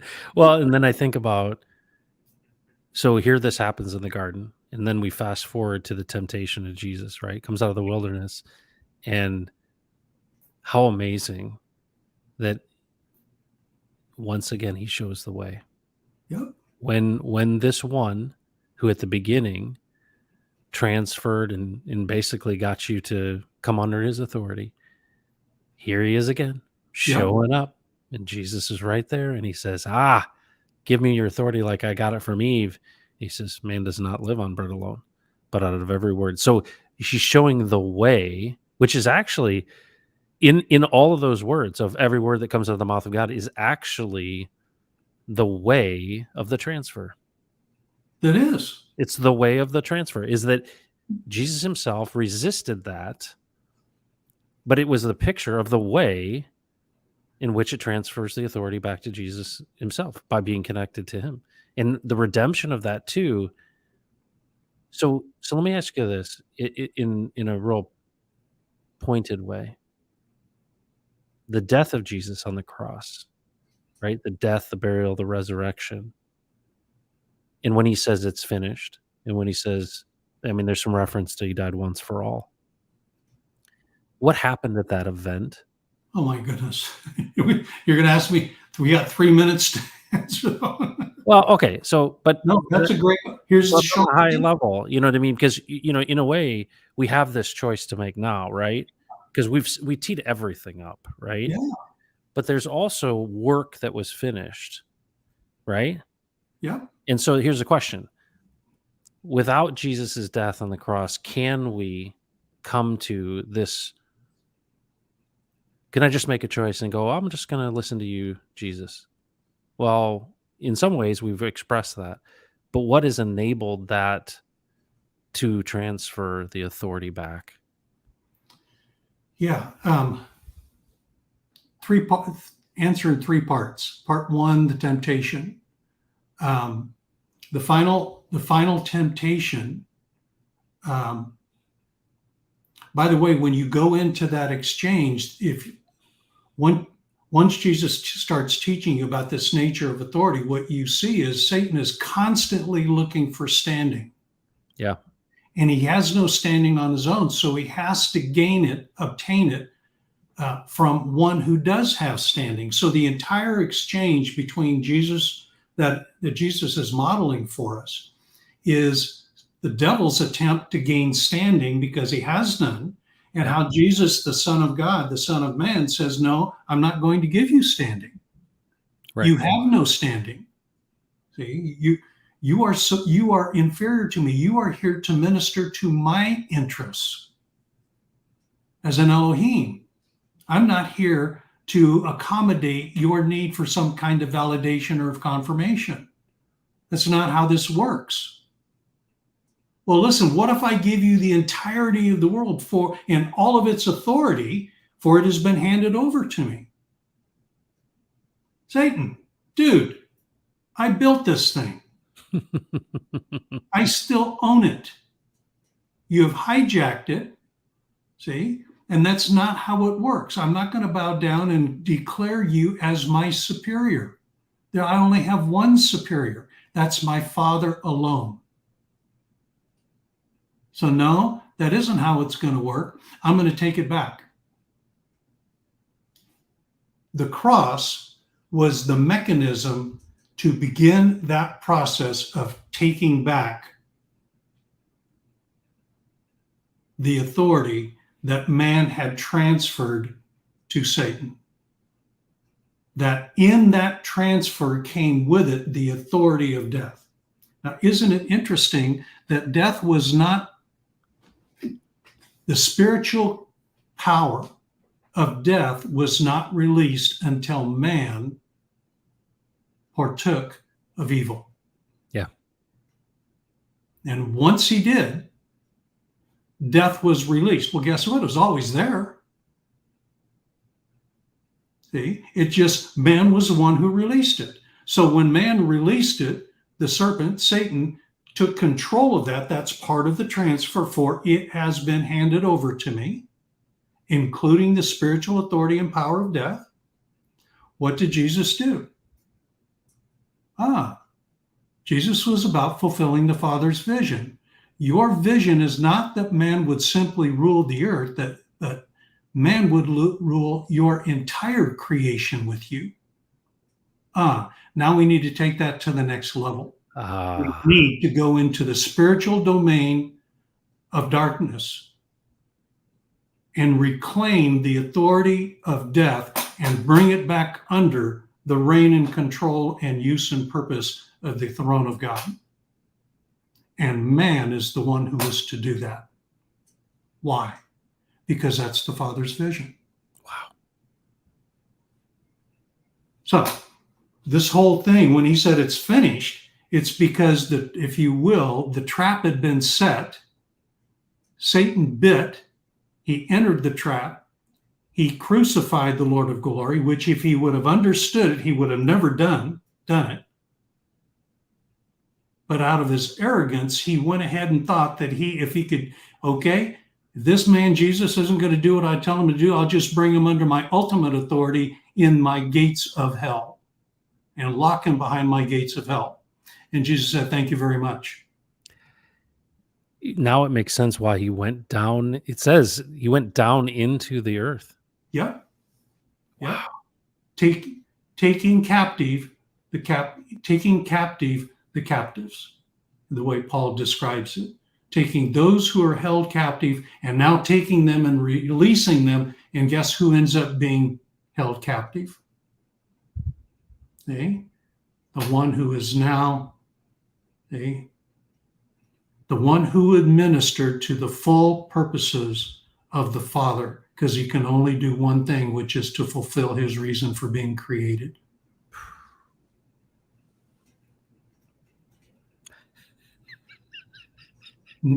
See? No, the genius of Jesus, the genius of the Father is so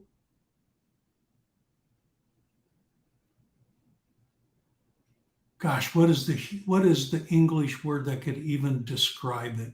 Mind-numbing. Mind-numbing, majestic. Yeah. Mind-blowing. I mean, just, and by the way, Satan said it. If I would have known this was going to be the outcome, I would have never crucified the Lord of glory. Wouldn't have done it. Why? Because it cost me everything. And now it's finished. The challenge of the Father's throne is finished. The vision of the Father is now accomplished through the one Son, the firstborn Son. Now many sons can come. And what's going to happen? The transfer back. As it was once transferred, so it will be transferred again. Only this time through the perfection of my man. Wow. In the fullness of my intention that he would rule with me, not just on the earth, but in all of my creation with me. So the devil's on the run. Oh, well, now we can put that at where we are right now. I mean, yeah, this is what we are observing. See, we think that evil is rising to the pinnacle of its power. No. We're seeing the absolute rottenness of evil that is decaying in front of our very eyes. And he knows he's on the clock. Yeah. It's grasping at straws. He's scrambling. See, he doesn't even care if we see him anymore. He's working through his instruments and through the institutions and showing us every bit. He does not even care about portraying the premise of authority any longer. He just is showing us that power is the authority that he's operating in, and he will exert that power until we tell him, no, you won't, no, you will not.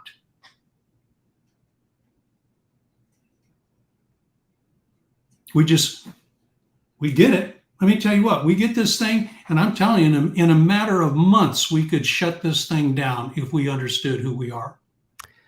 Well, I think that's, I mean, Steve, this is like 22 hours. It's amazing how it all wrapped up today in a unique way, right? I almost feel like the whole story has been told. And what I mean by that is, and it wasn't like intentionally planned this way. No, no, we just got on. But it's really, and I mean, there's so more topics. It's the deepest well. You can never touch the bottom. You can always continually, spend 3 more hours on this or that or the other. What for me though is amazing is the implications of all of this, and that how neatly it fits together. When a puzzle, you're doing that puzzle and you finally get to that point where you put that last piece in, and you're like, and you stand back and you're like, oh yeah, there it is. It feels like that's what's happening, or what has happened in this point is to say, okay, and a part of this is like a truth hand grenade. We put this stuff out there online, and there's 11 episodes of this, and we'll continue doing it. But it's almost like, who out there is willing to hear this truth? Because the thing that's really struck me, and why I'm so open to this, Steve, is that I sense that it wasn't the whole story every time I ever heard it before.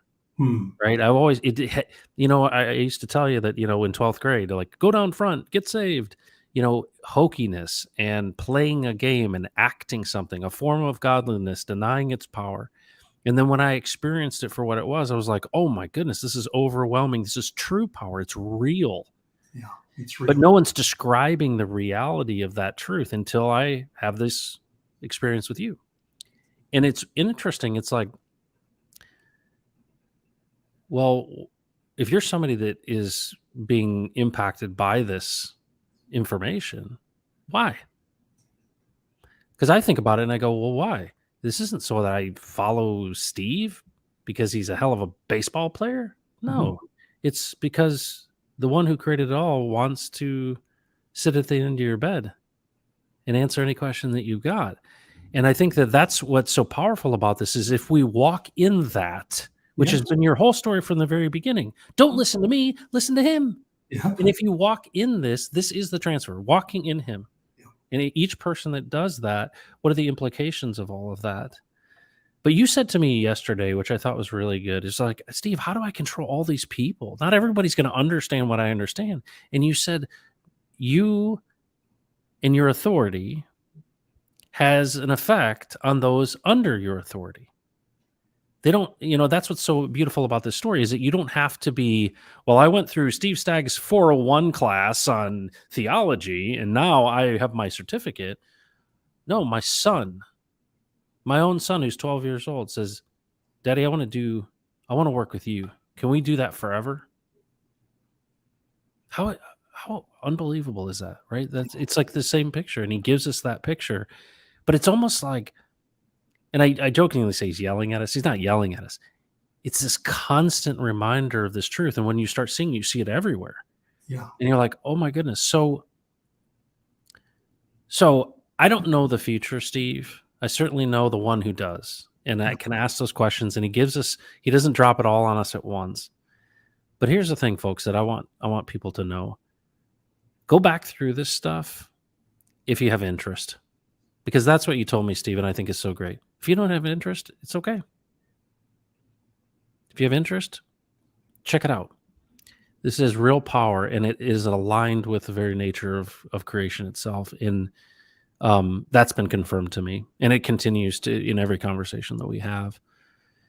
And I just imagine, what is the alignment of a group of people who listen to Jesus and give him authority to speak and do what he asks us to do? I mean, it's actually so simple, man. Yeah. So simple. And what is that? but it's clear that he's preparing people. And I just thank you so much that you're willing to sacrifice so much time to help me get it. Mhm. My pleasure, man. My So pleasure. cool. So cool. Any final thoughts before we sign off, Steve? Nah, good stuff. Appreciate it. And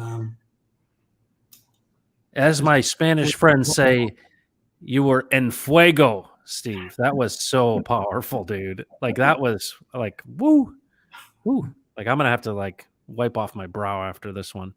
Thank you so much, Steve. Have um a great weekend, and thanks for doing this once again. you bet. Have a All great right. weekend, folks. All right, I'll see you in a minute. How about them apples? Um, I'm speechless in some respects because of this revelation and understanding. And you go, hold on a second, we got work to do. That's what I sense out of this. Hold on. Why do you have this information? Why do you understand this? Why is it confirmed when you listen to me? Well, because I got work for you to do. I got a plan for you. I'll make you like my signet ring. Who are we but the impression of him? Because we can't do anything without him.